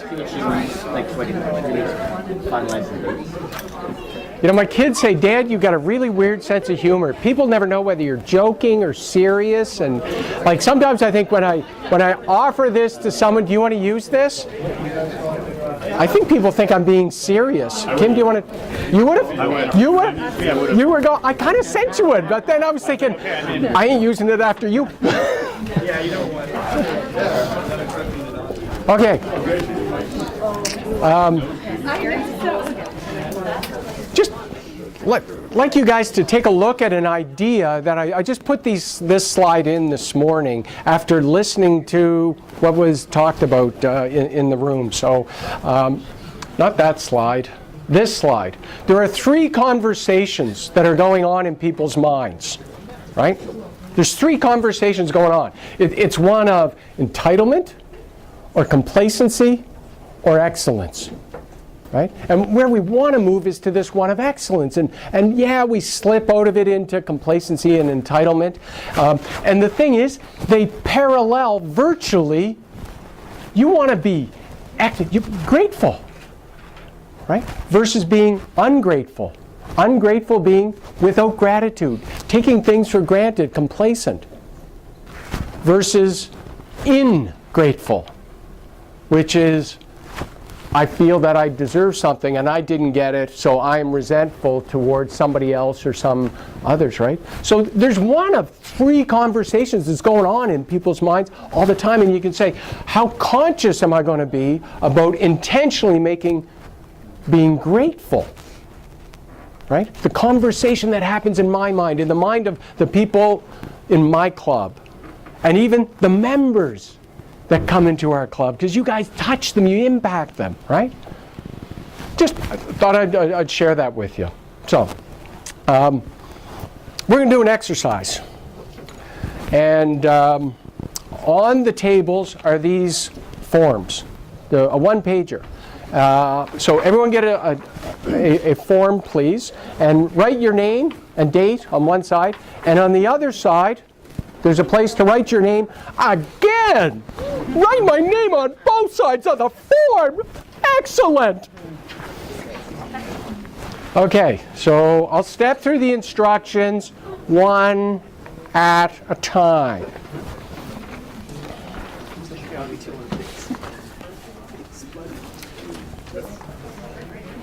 When you have your name on, Debbie, do you guys have the sheets too? I think maybe one of the back tables, any of the tables have an extra? There's some extras up front here too. Does anyone need one? Okay. Okay. Okay, so okay, thank you. Okay, so now watch very closely. Now that you've got your name on both sides and dated, is you're going to fold it so that the date and your name and date is on the outside of the fold. Okay, this is the most complex part of this exercise. You're going to fold it, and so it should look like this. Okay?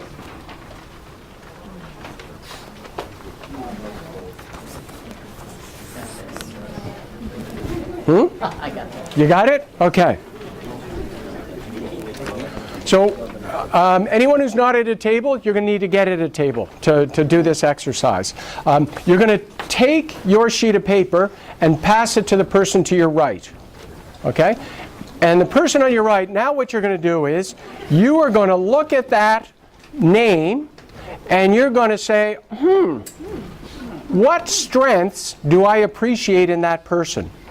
And before you open it up, then you're going to open it and you're going to write on the top line the strength you appreciate in them.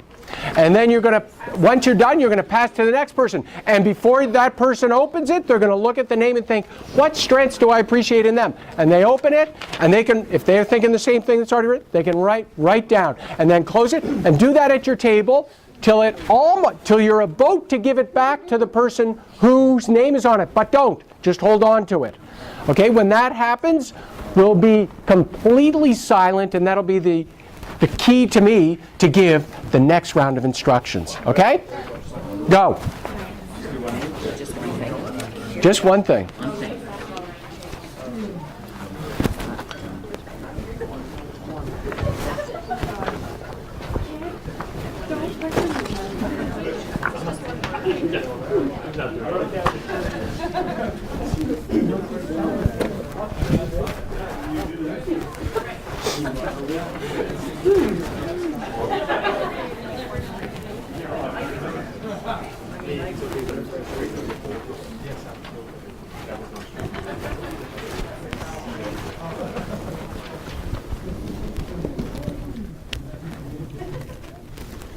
Or maybe just say done.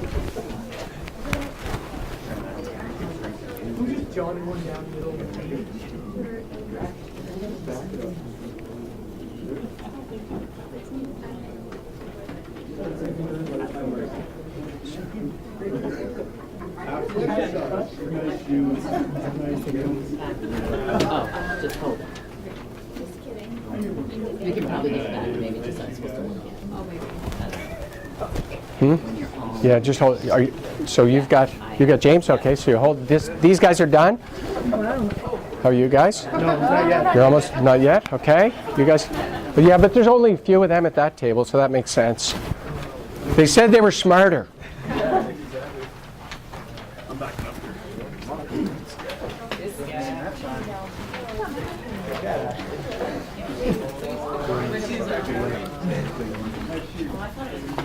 So look at the name on the outside first, and whatever's the first thing that strikes you, write it down. If you don't know the person well enough to write anything, you might write, "I like your smile, Jason," and because right.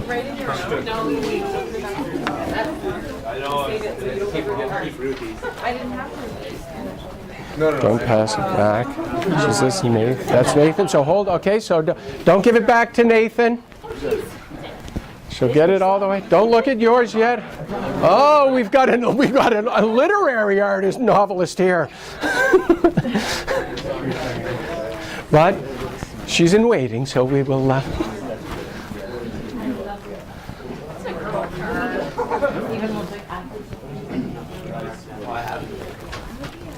Tables that are done?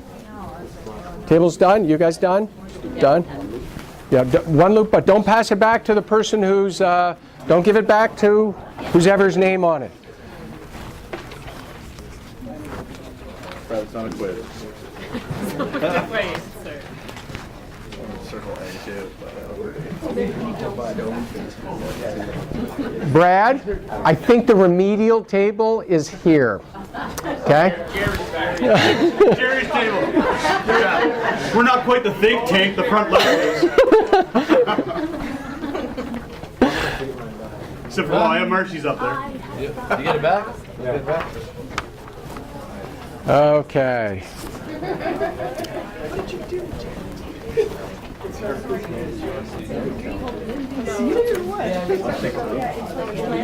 Done, done. How you guys doing? Supportive of your poll.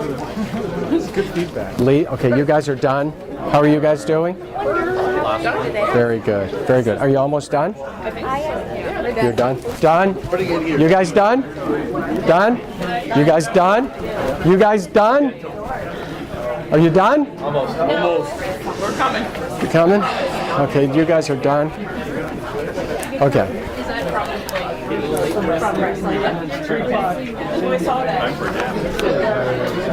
Yeah, that's right. There could be worse things.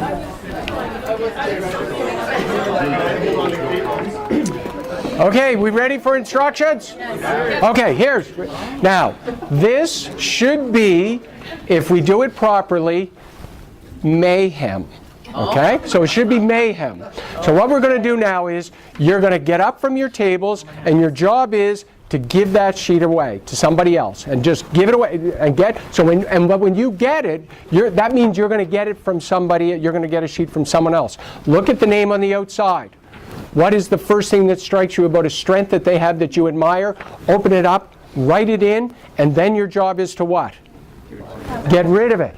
Okay? Until, and what you do is, you're going to get rid of it until you look and you go, finally, whew, one more line here. You're going to write what you appreciate, and then you're going to sit down. Okay? And when everyone's sitting down, then you don't give it back, you sit down, and then we'll come together for further instructions. Okay? So, I'll be disappointed if this is not mayhem. Go! What if you don't know the person? Then pass it on to someone else. Just give it to someone else. Okay. Thanks, Ryan.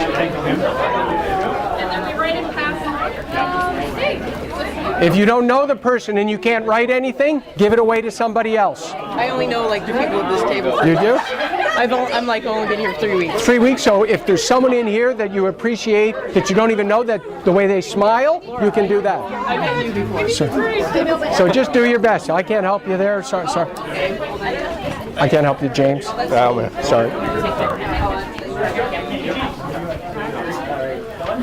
I already did Joel. You already did. Someone else. Yeah.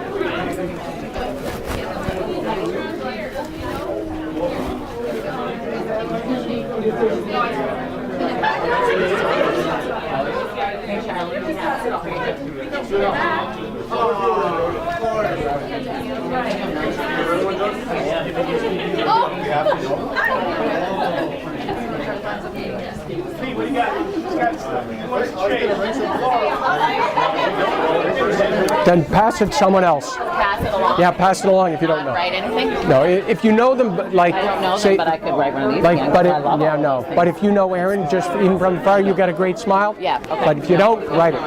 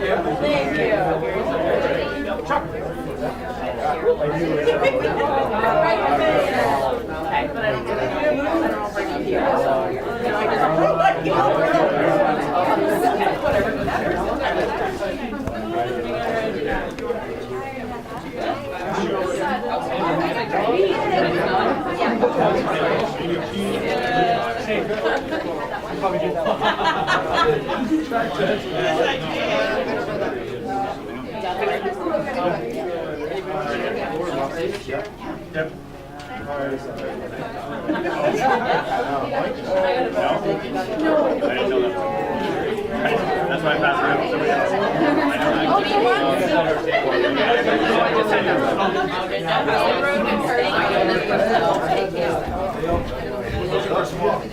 Nope, I just, No, she's at her table, but I already told you I did meet Lee. Oh, how's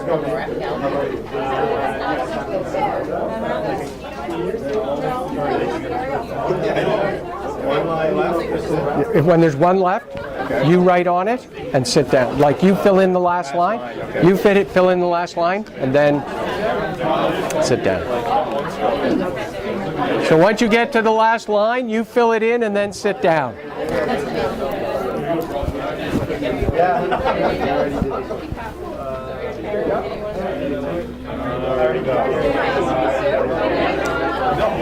And as we get down, if you can think of two things, you can write two.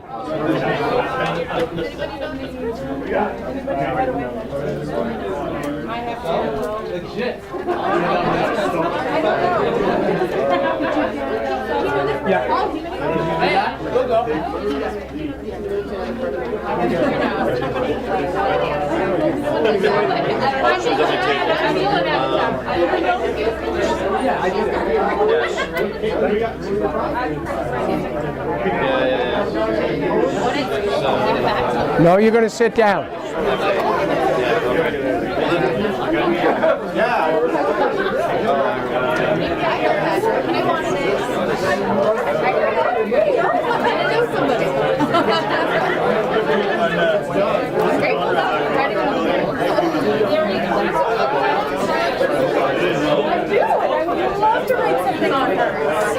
And if you want to write two things, What do you do when you write the last line? sit down. Just hold on to it and sit down. You can write two things if you think of two. Once it's full, sit down. Take it and sit down. If it's just full, the one you have is full, you hold it? Then sit, yep, once it's full, sit down. Once it's full, sit down. That's Lee. One more to go. Okay, that's probably not. I probably Tell do Lee to figure it out. Is that common theme right now? Is that the common theme right now? It's good.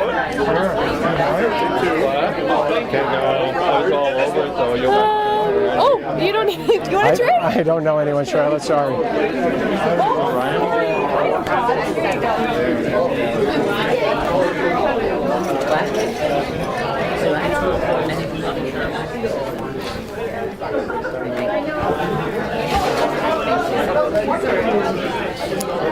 Does Brad know them?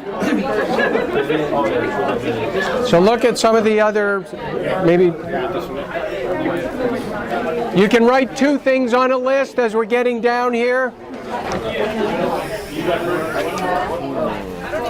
You can write a second if you know. Curtis and Charlotte know everyone. Yeah, we do. As you're looking, look to Curtis and Charlotte. What? Someone's got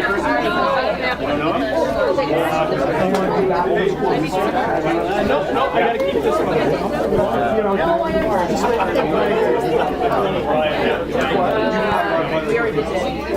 No one else knows this person. How many things are on it? Write a couple more. I know. You know them? If you. No, you write on it. I do. If there's one more space, what do you do? You can fill it out or fill it out and sit down. Fill it out and sit down. Fill it out and if you know it, fill it out and sit down. Fill it out and sit down. Get that last one, fill it out and sit down. If there's two, oh, you're done. That's good. Great. Okay. Whew. Okay. You don't have one, so someone's got two. Oh, some. Do you go by John or James? Did I hear James? So there might be. Need 3 more. Okay. If you know and you can write a cup. Yeah, I did. Yep. You can write a second one if you. The queen doesn't have any. Oh, sorry. You need one? Okay. Okay, so there might be, you know, for some of the newer people that don't know as many people, it gets harder to make this work, but so don't be offended if you get one, it's like, oh my goodness, I don't have everything filled out here. It's because of people knowing, right? So, how was the exercise so far? Great. Guess what you get to do now? Give someone a present. Who are you going to give it to? And then go to your table. Read what everyone else has. I'm sorry about that.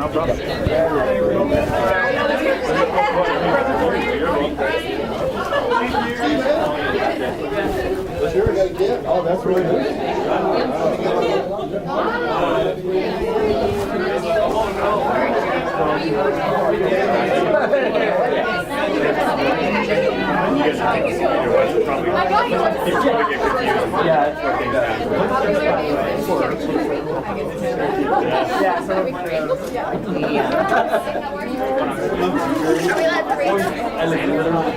Take a read. Patrick had it last, I'm assuming. Take a read, guys. Take a read. You will be a stronger. Oops. Sorry. Go ahead. I'm sorry. No worries. When do you do? Middle of August.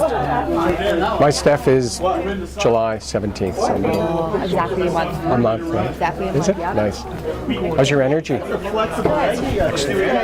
Okay, how we doing? You guys, take it. You know what to do. Read. Just in. Maybe let's just in silence read what people have written about us, and just take a moment, just to take a moment to enjoy it.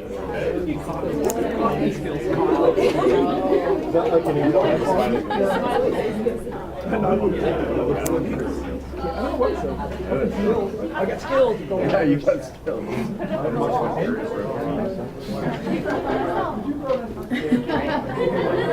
Write it in your journal.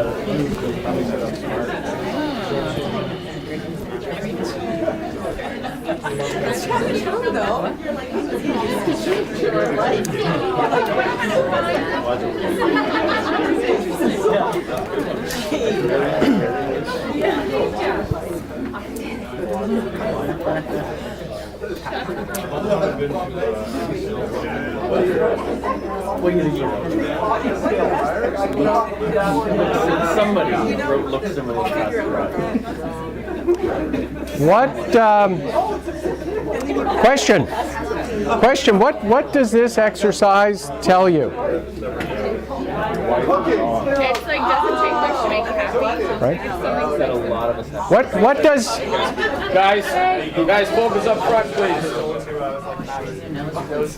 so? Just the question I kind of put out there was, like, ask a different type of question here. What does this exercise tell you? And what for you? Hi. Jude? I just said it doesn't take much to make me happy, because just reading that I was like, aw, that's so nice. And it's just, I'm instantly in a good mood. Yeah. Who else? We have worth. We have worth, don't we? You know, and sometimes, like, you got the self-doubt monster running around your head, and hey, I got it.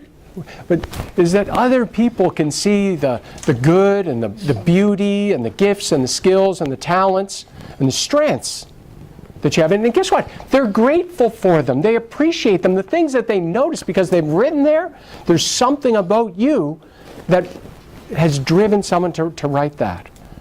And you think, so that is, in some ways you could think, that is a gift that has been given to you, each one of those strengths. Yeah.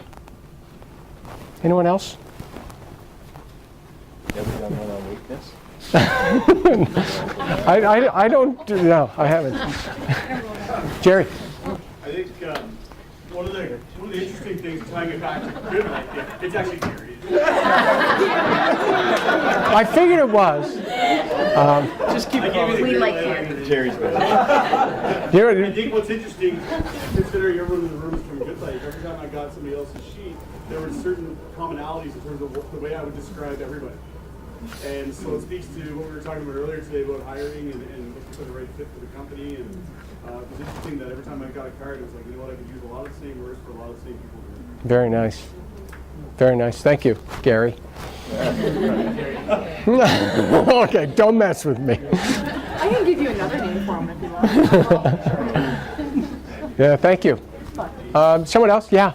I thought it was interesting that, like, I have had a few that I didn't know. I'd never seen them before, and even looking at them for the first time, you could just by the way they held themselves, you could tell something about their personality. Right. So what you're saying is people that you met for the very first time is that you could see something that you appreciate, right? We do. You can. Absolutely, just by being in someone's presence sometimes without even saying a word. Now, interesting. Did anyone see anything on the list that when they saw it, they went, that was written about you, you went, really? Right? Really? Right?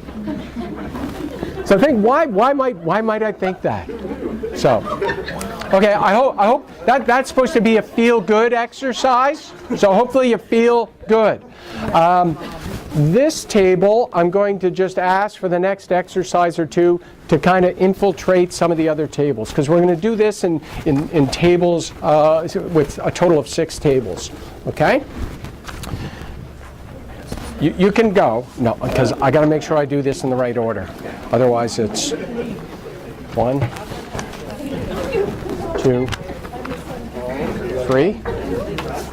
So 1, 2, 3. There you go.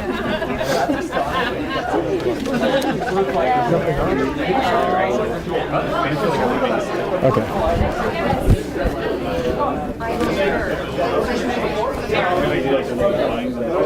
Okay, this is a very complex exercise. The first thing we need to do is establish a table leader. On the count of 3, point to the table leader at your table. 1, 2, 3. Okay, table leaders, take the envelopes. Give the envelopes to your table leader. Okay. Table leaders, I need your undivided attention. I need undivided attention. This is a very complex exercise. On the outside of the envelope, it says, John, what is written on the outside of your envelope? 3 simple ideas to better express appreciation to our members. Okay, so this table's job is the table leaders are going to take out all of the index cards. You are now the holder of the envelopes and the index cards. So John, demonstrate how you take out all of the index cards and then you're going to hold those. Yep, see the fandom? Okay? Now, this table is going to come up, they've got 4 minutes to identify 3 simple ideas to better express appreciation to our members. Ideas that you can take back to your clubs, okay? And that we don't already have in place? that you don't already have in place, okay? Because if you already greet people when they walk in really nicely, that's not something you can put down on the list. So 3 new simple ideas. You guys, and you each have one. You're going to have 4 minutes to answer it. And then I'm going to give you a 1-minute warning, and if you don't have 3 written down, whatever you have, at the end of it, when the nose whistle goes, thank you very much. The nose flute goes, then table leaders, you're going to put your answer in the envelope and wait instructions. Okay? Go.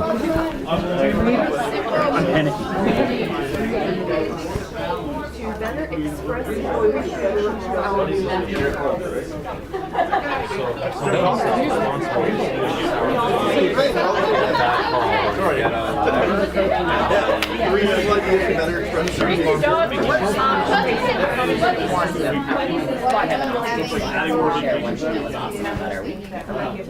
Oh, the can.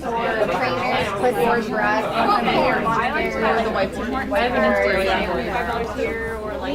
Like it, right that one down. What about if you kind of a personal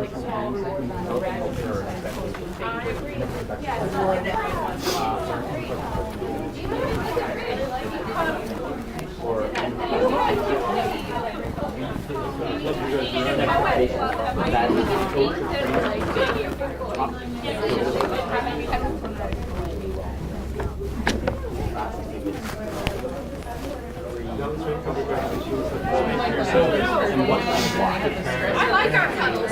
Some guys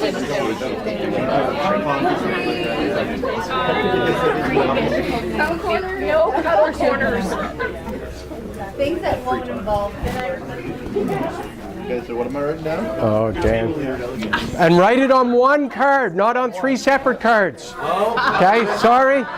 It all goes on one card. We'll get a new card? Yes, I'll get some new cards.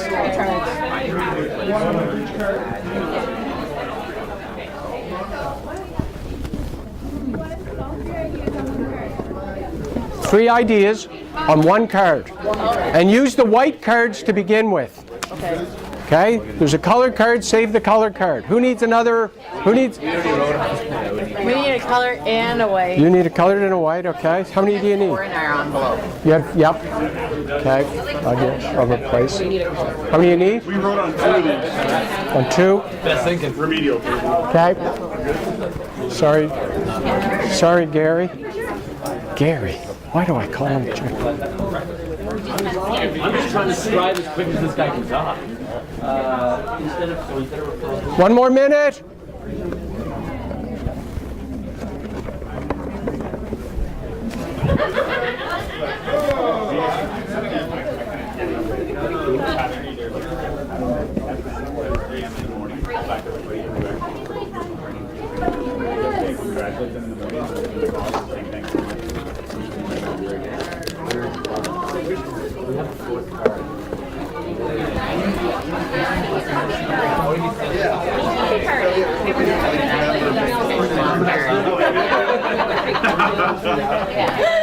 We might need another one.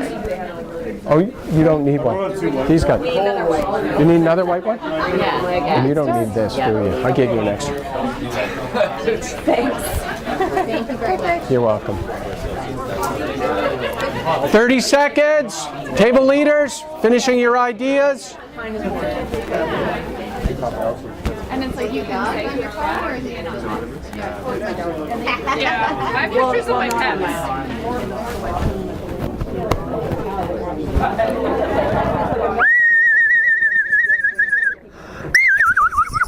Oh, there was some range there.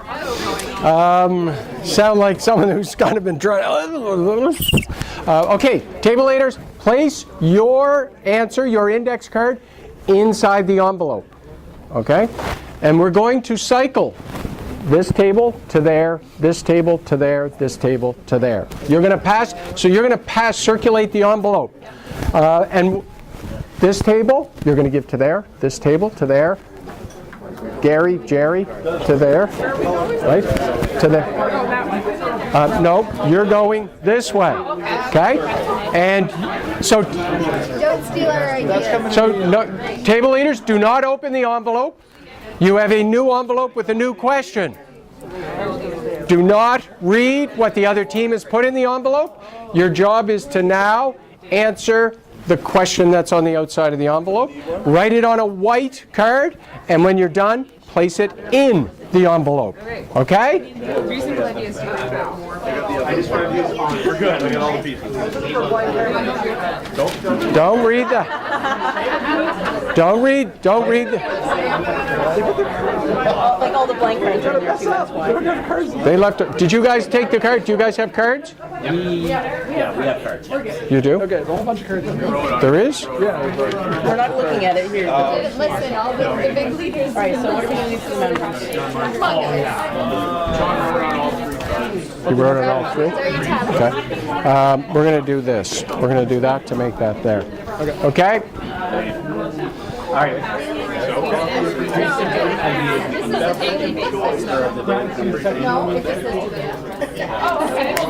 This is brainstorming.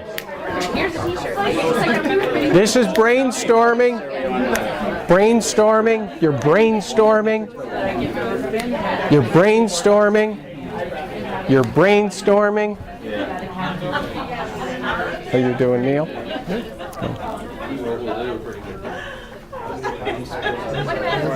How's that work? You put it in.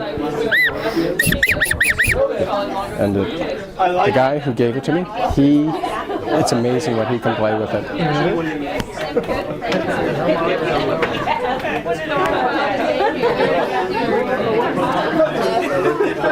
I like the administrative.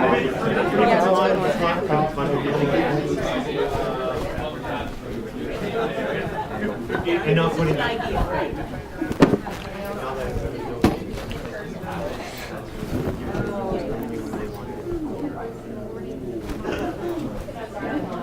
It's a classic idea.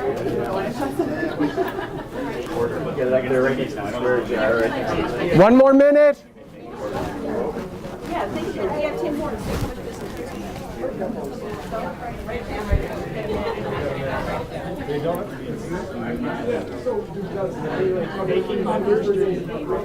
145.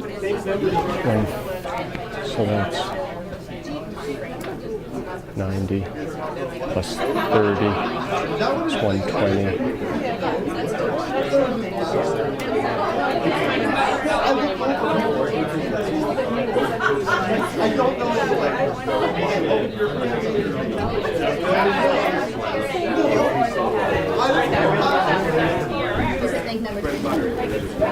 One more minute. One more minute. One more minute. One more minute. Table leaders, one more minute. One more minute. Oh, you're done. One more minute. One more minute. That's what set me off. Or when someone's asleep. Okay. What? Really warm.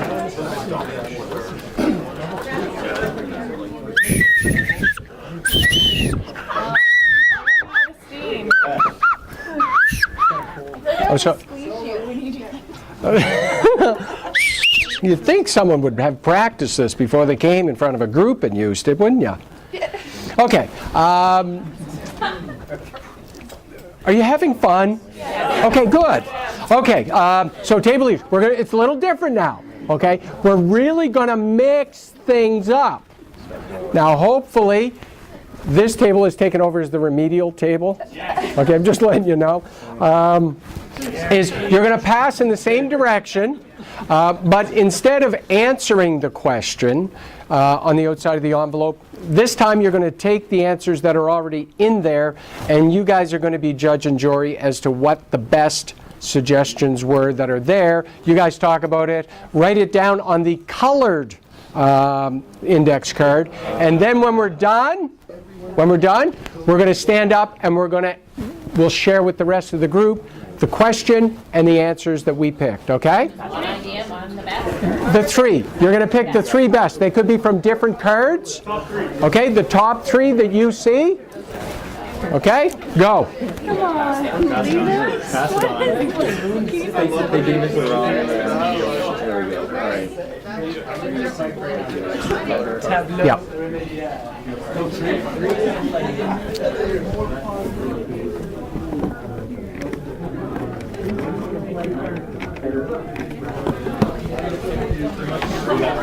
All right, I'll read them out. Is that color card in there? Thank you.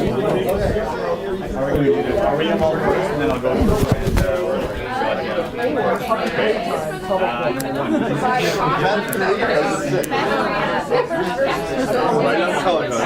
You got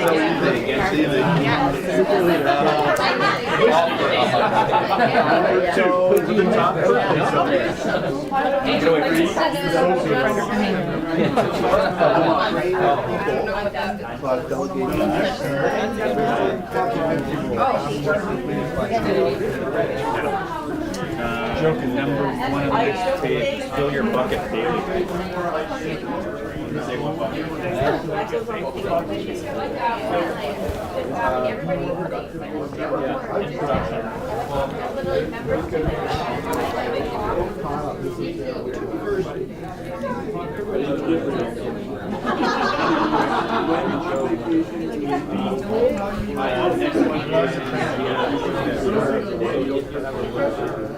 I think that's pretty my office. The last one is Do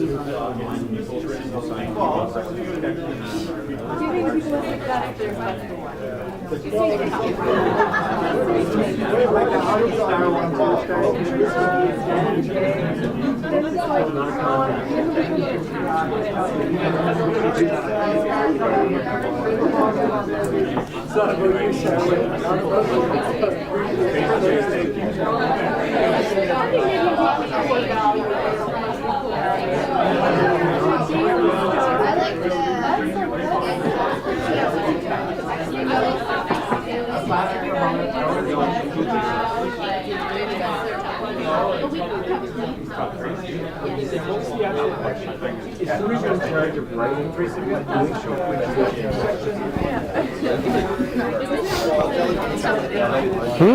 Top three. Top three. Top three.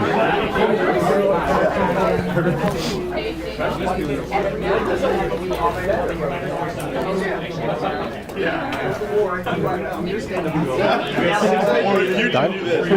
Excellent. Got it? Just to show our appreciation for all of you guys, which were your ideas out. Yeah, I didn't want to make you guys 2.0. sound Yeah. All right, I'll write these down. You guys, you done? Done. Okay. Done. How you guys? Not yet? They get an awkward hug or they get like a Hershey stick. Okay, what was the second one? Oh, the buddy system. I don't want to get His kindness One more minute. One more minute. One more minute. One more minute. One more minute. One more minute. You guys are done. One more minute. One more minute. This is really annoying, isn't it, Neil? I like that one, but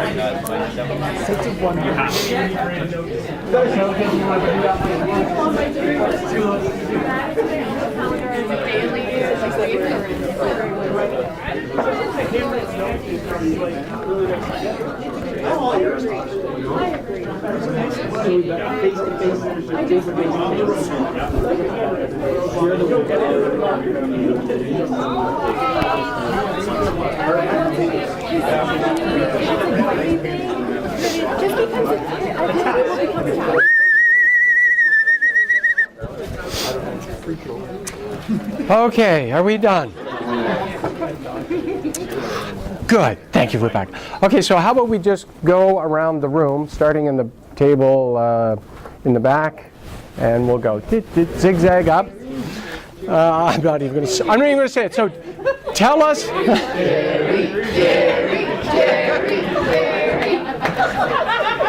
So,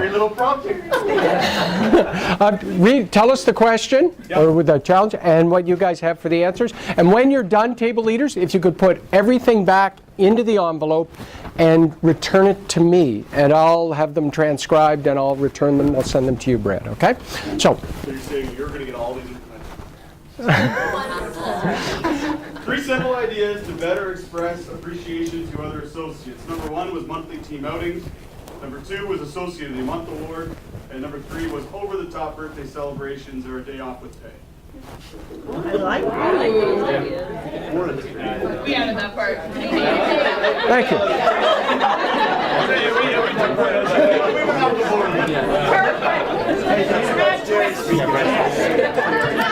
We'll take top two.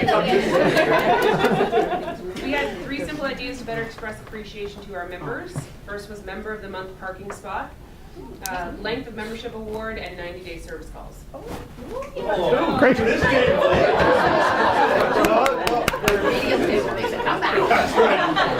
Not a competition.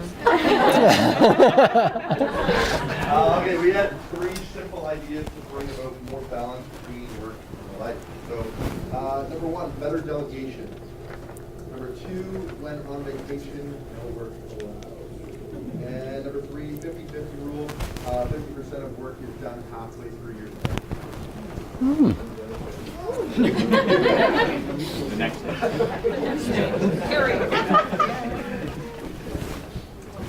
All right, we had 3 simple ideas to better express appreciation to our members. So the first was the FM and GM taking a minute in the morning to call and thank every new member, PT client for joining. The second was instead of just a referral booth, having a appreciation booth. And the third is free coffee. Thank you very much. All right, Charlotte. Oh, you get to go in there? I was going to. They're going. Really excited. So we had 3 simple ideas we can use to stay more positive on a daily basis. We put joke of the day. I can send them to you guys. I'm really good with the jokes. You've seen it. Daily affirmation board. And the buddy system.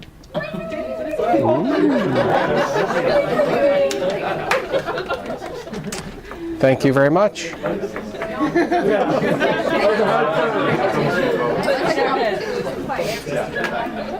Standing up. All right, we're going to finish with 3 simple ideas to better express appreciation to other associates. Face-to-face thank yous. Let me show you what that might look like. Thank you, Ryan, for reading that envelope for us. Sharing the workload. So thank you, Ryan, for helping me present this. And leave someone a kindness note once a week. Very nice. I already gave him a note.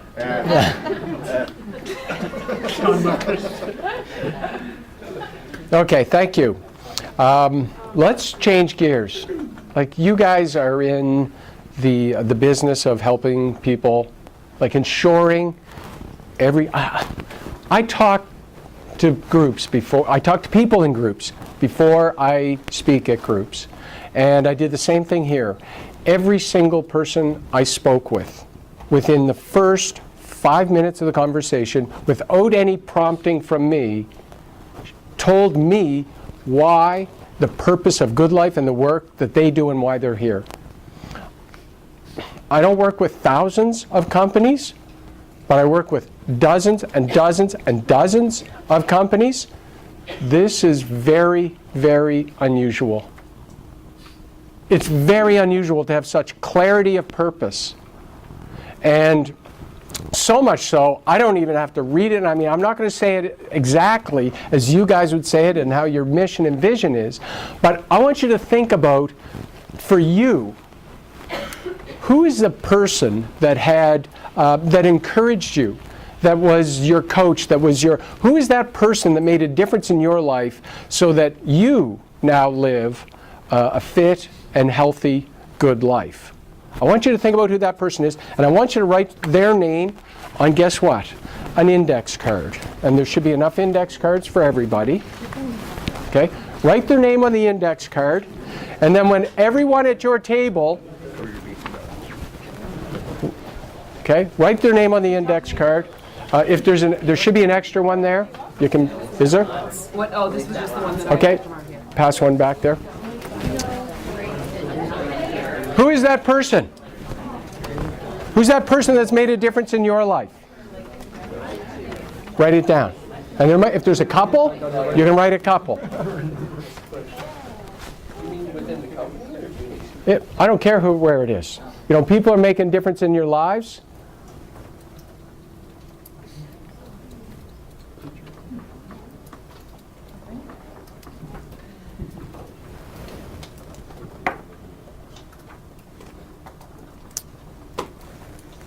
So there are some big stories and there's some little stories about the difference that people, you know, some people it's just, I just started doing it. And some people might be going, I don't know who to write here, right? So there might be some big stories and some little stories. So at your table, we're going to take 15 minutes. And you guys are going to tell each other about the difference that this person has made in your life and why you, because it's part of why you're here today, isn't it? Okay? So let's, again, listen with intensity. right? When people are sharing, and share from your heart. I encourage you to do that. And if people want to pass, we allow people to pass. We're going to take 15 minutes. Go. Yep.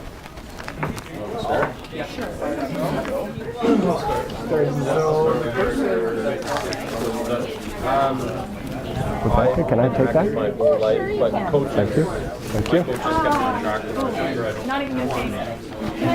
I also chose my dad. When I was in Is that everything, Dan? Can I take that? Okay, I'm there. Yeah, no, but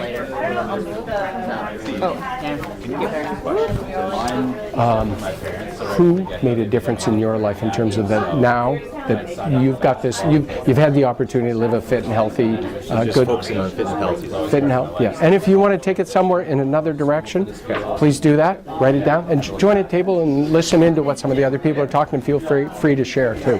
Okay? Do you need a card? Yes, please. That Sorry.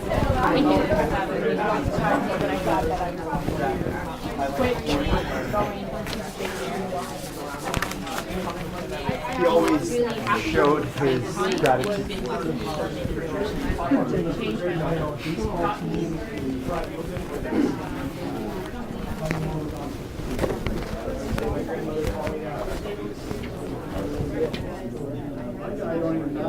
I got to Stuart Gallagher about those around now. So Stuart Gallagher is more of a impact, not necessarily his life, but went out the bottom was a trainer. And like you said, 5 metrics.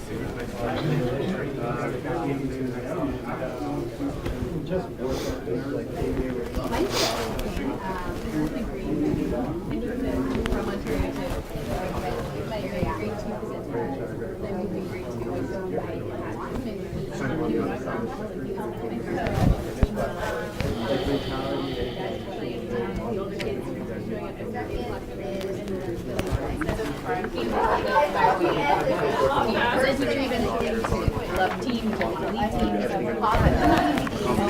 I vote in my and then it kind of spin from there. The third, I just have to give a shout out to probably Ashley Howe, the trainer I've worked with the longest. I put Melissa actually for getting into this company. Been working here really Leave him like that? Please.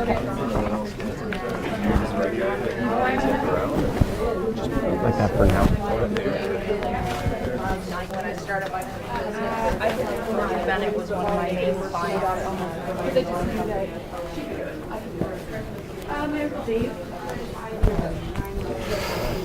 He was diagnosed with cancer when I was 20. I was a smoker. So that mine isn't fitness related, but It is. he told me this is the other side.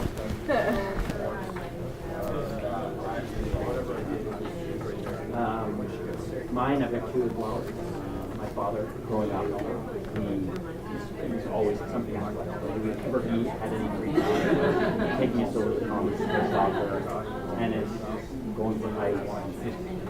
We were an active family. It was always self-propelled transportation, bike, canoe. So growing up, exposed to so many of those things. And my first ever competitive soccer coach was Peter Lee. Mexican soccer, but inspiring guy. We had the core first competitive team I played on. Really strong leader. We all really related to him. He made it fun. Very knowledgeable, very leader. Yeah, mine was dad's, right from So that's really they're the ones that go down. They're the ones that drag you to bed at 6:30 on a Sunday morning.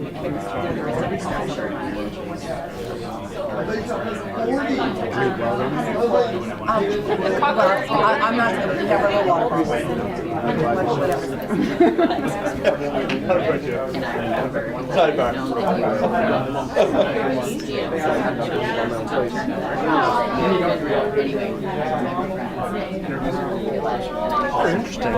A different second half, right? That it's very. Why the 9 minutes intensive and then 9 minutes of Just getting people setting the table, getting people in a place where then you can move on, so they kind of get this idea of the importance of gratitude because they've experienced it, and it's important that they do that exercise too, think, and then have some conversation about it. Right.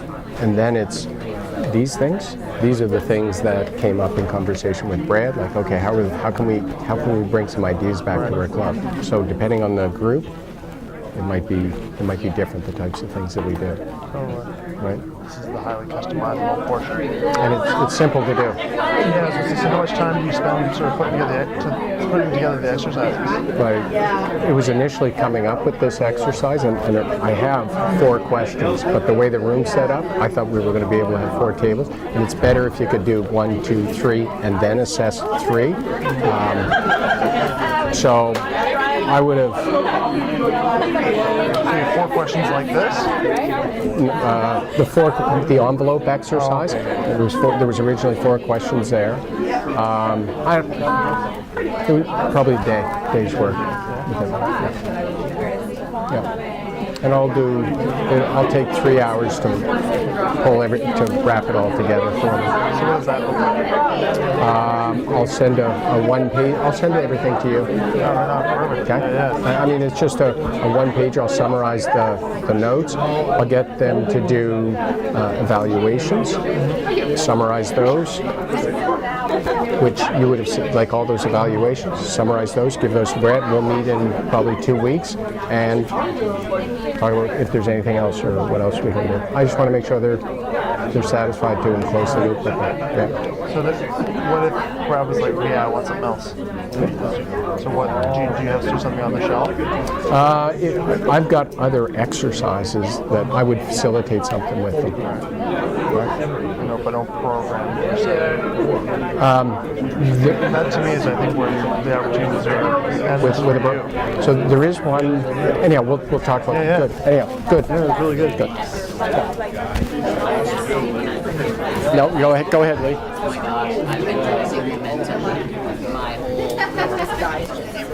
How are we doing? Has everyone got a chance? Okay. Everyone had a chance? You did? Everyone have a chance? Excellent. Everyone? Everyone? You guys all get a chance? You guys all get a chance? Okay. Okay. I know we have a few people. I'm sorry about that. I'm so sorry. We had a few people have kind of gone off into washroom land. We want to finish up at 4 o'clock. And you know what someone told me once? The best way to quiet a room is not yell, it's to talk very, very quietly. And people will, like we calm down. Yes, I'm guessing that felt good.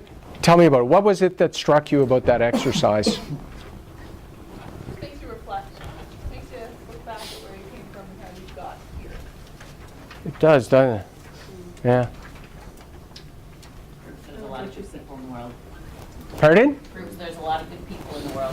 Lot of good people, yeah. We all have humble beginnings that we need to remember to share with the people that are sitting in front of us that are scared. Right? There's humble beginnings and just people are scared, like people who kind of looks like something that, they don't even believe in themselves, right?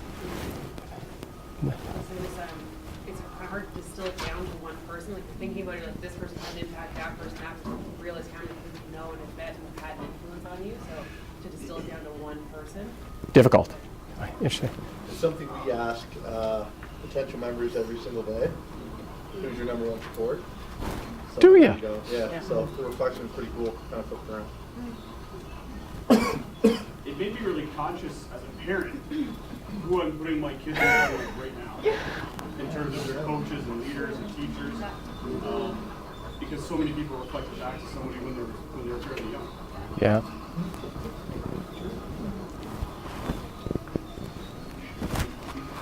Just because of...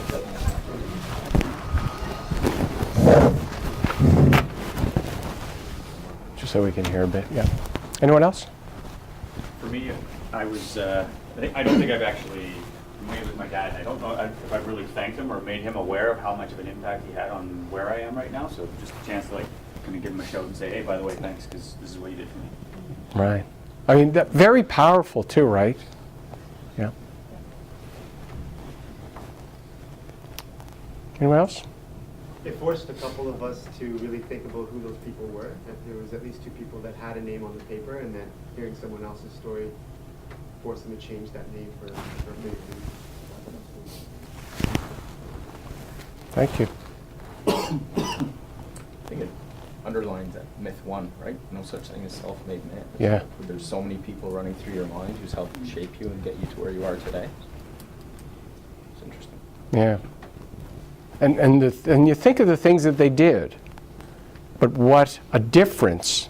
Like for you to put it down and write it and talk about it, did it matter? Absolutely, right? You think. Because we can think sometimes it doesn't matter. It absolutely matters. Anyone else? Okay. I've got, I think, one more story to kind of wrap up. But before that, just a couple logistics. Curtis, thank you for putting my name forward. Oh, you're welcome. And Kim Burke did it. Kim too, they kind of both. To Brad, and Brad, you've been great to work with. And I love what I do, and when I get to work with great people, it's like jazzed, right? I know. I am so uncool. My kids would be blushing. We're recording this front and back, and we're going to show my kids, and they're going to tie them, and they're going to go, Dad, no! Thank you for your time. Thank you for the energy that you put into the conversations, the smiles that you gave back to me. I hope you're able to take something from this today that's going to help you personally develop, professionally develop, something you can use in your clubs, in your home, in your communities. And to me, this is so simple. And you know, coming into an organization, I'm watching this stuff this morning, and it's like gratitude, boop, and forgiveness, and connection, and relationship, and all this stuff that you guys are talking about.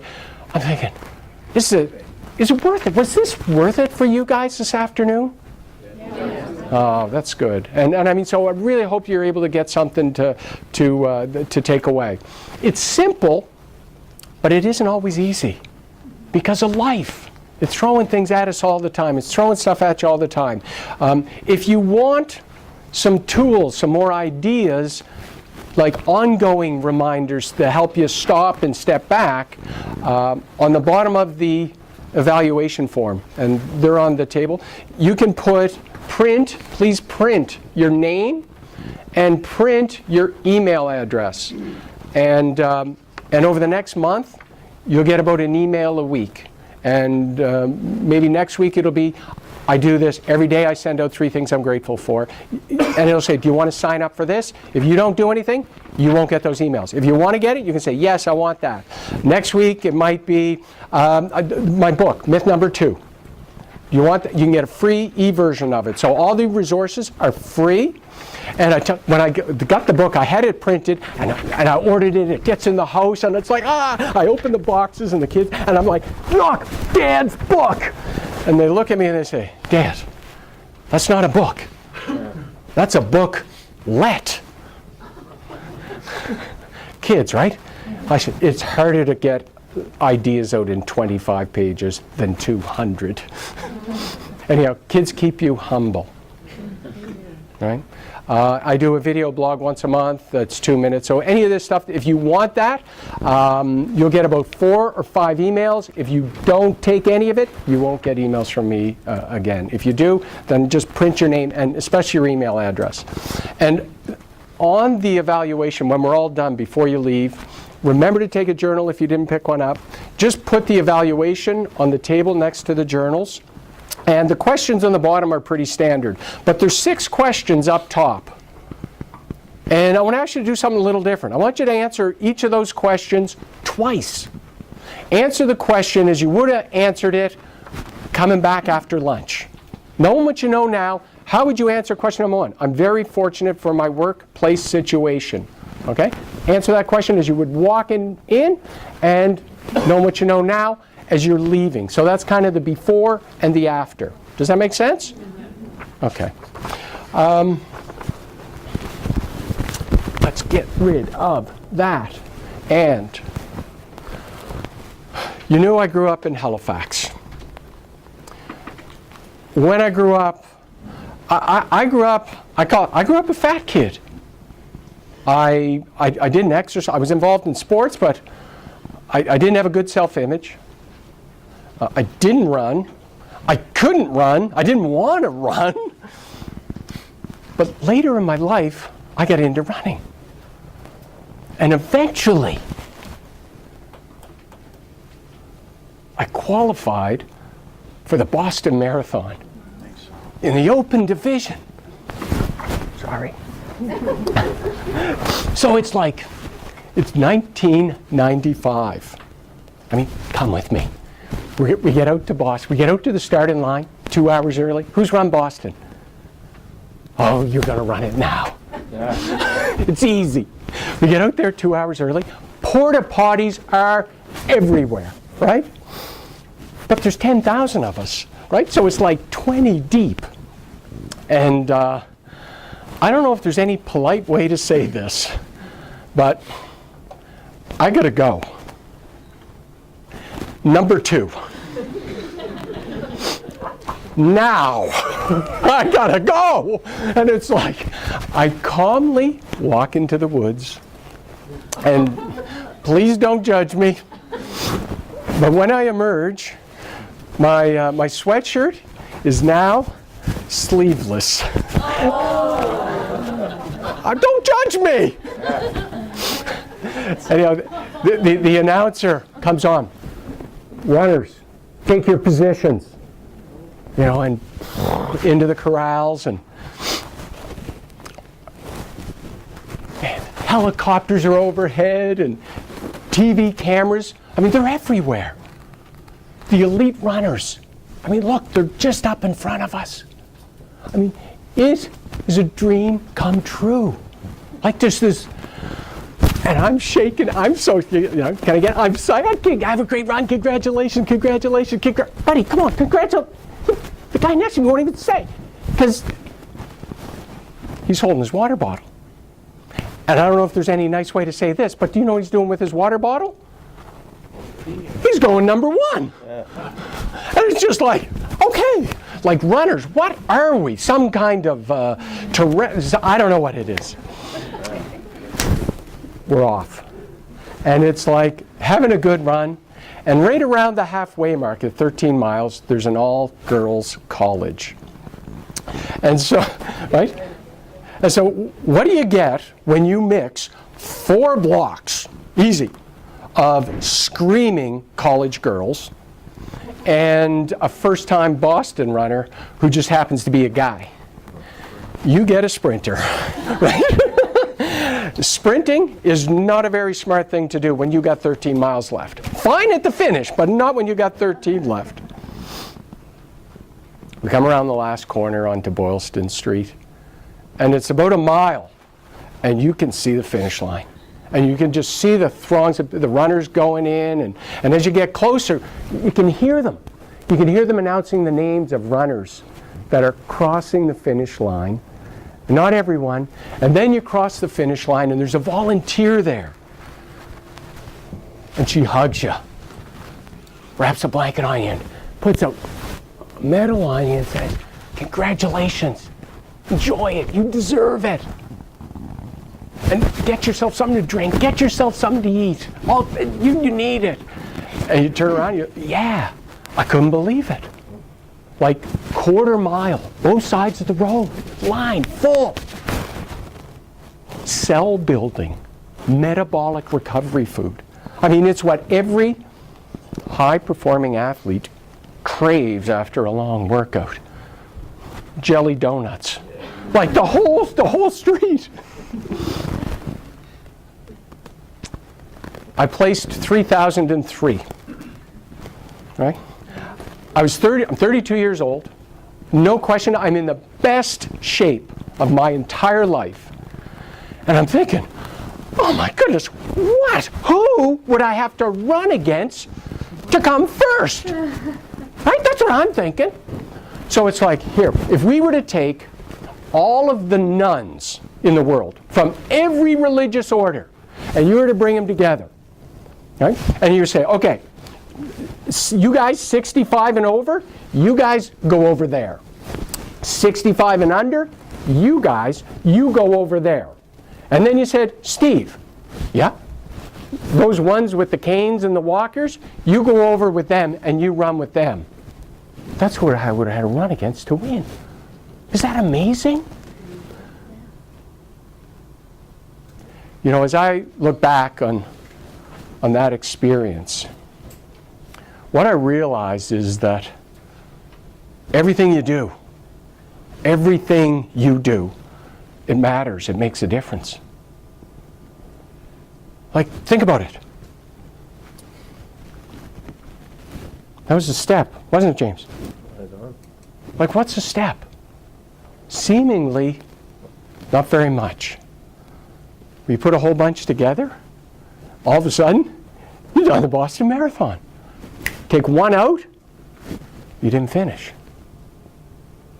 And to me, it does. It comes back to gratitude. Gratitude, in the same ways that you guys talked about the people that made a difference in your life. I think of all the people that helped me on each one of those steps and who I'm grateful to. And just a few of them. Like my wife, Lynn. You know, we were raising a young family.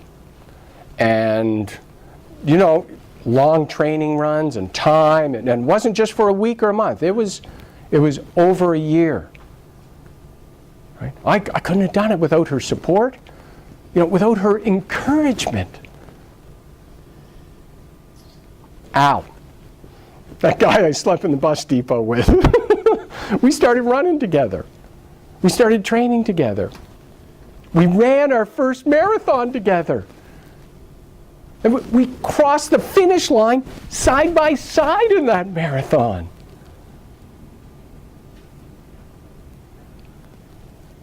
Barry. Barry's a guy I met when I had started running. And do you know what I believed? I believed it was not possible for me to run a marathon. And you know what Barry did? He encouraged me. Oh, yes, you can. You can run a marathon, Steve. And do you know what I did? I believed him. I don't know what his encouragement. He made me believe that I could do it. You know, Pappy. You know, my grandfather. When the race was over, he calls me, Steve, yeah, you got to come over. I go over, and he's got this trophy made for me, right? I mean, that's special. Take a look at it, pass it around. Don't drop it. Right? You know, it really is. We know that others, they matter. With the actions that others do, they matter and they make a difference in our lives.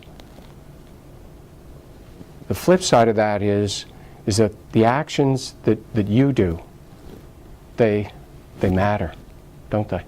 The difference that you're making in other people's lives. So I want to throw out a challenge. A challenge for you guys to pay it forward. To pay it forward in gratitude to the name that's written on that index card. The person who made a difference in your life. Is that kind of like the woman at the Tim Hortons who's going around buying coffees? I'm going to challenge you to encourage somebody. And it could be someone at the club, could be a member, could be another associate, could be somebody outside of work.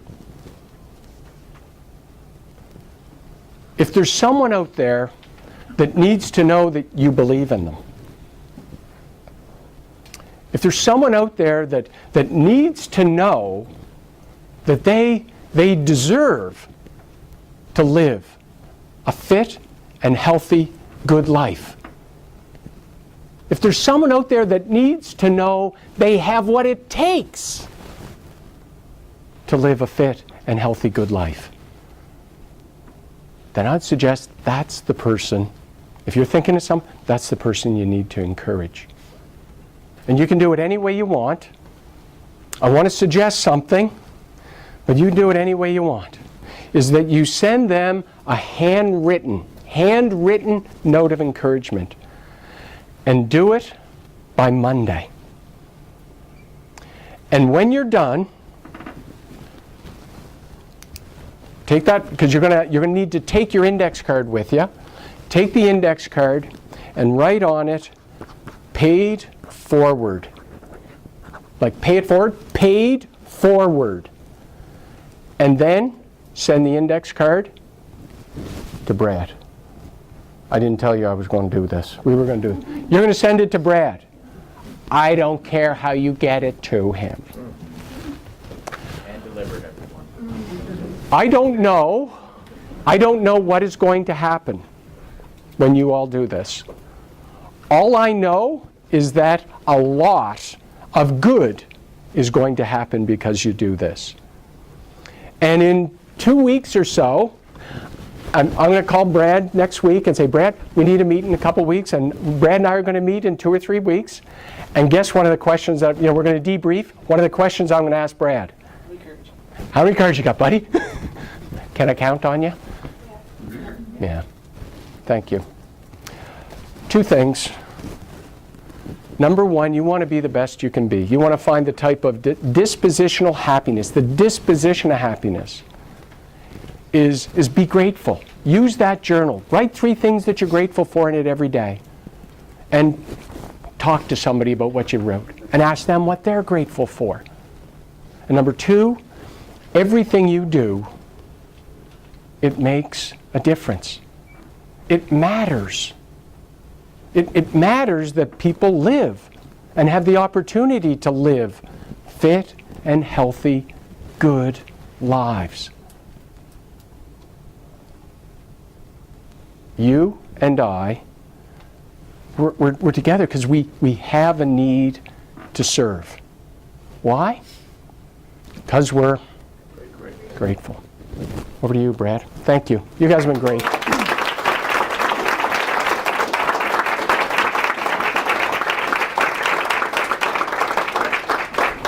As we wrap up, first off, I'd like to thank Steve. I'm not sure what everybody's thoughts were as the day was progressing. We got into the afternoon, and one thing that really resonated with me is listening to Steve speak. He screams our core values, right? Caring, passionate. I don't think there's an argument that this gentleman's not passionate about what he does, right? So, and anytime we bring in somebody who's external to the Good Life family, if you will, right? Sometimes we're always, okay, what are we going to get? There's great people everywhere, but I think you've done a fantastic job fitting in with what we do, our purpose, and really, affecting everyone in this room. And it's genuine, and I'm very thankful and grateful that you were able to partake in today's exercise with us. Thank you. Thank you very much. Much appreciated. Thank you.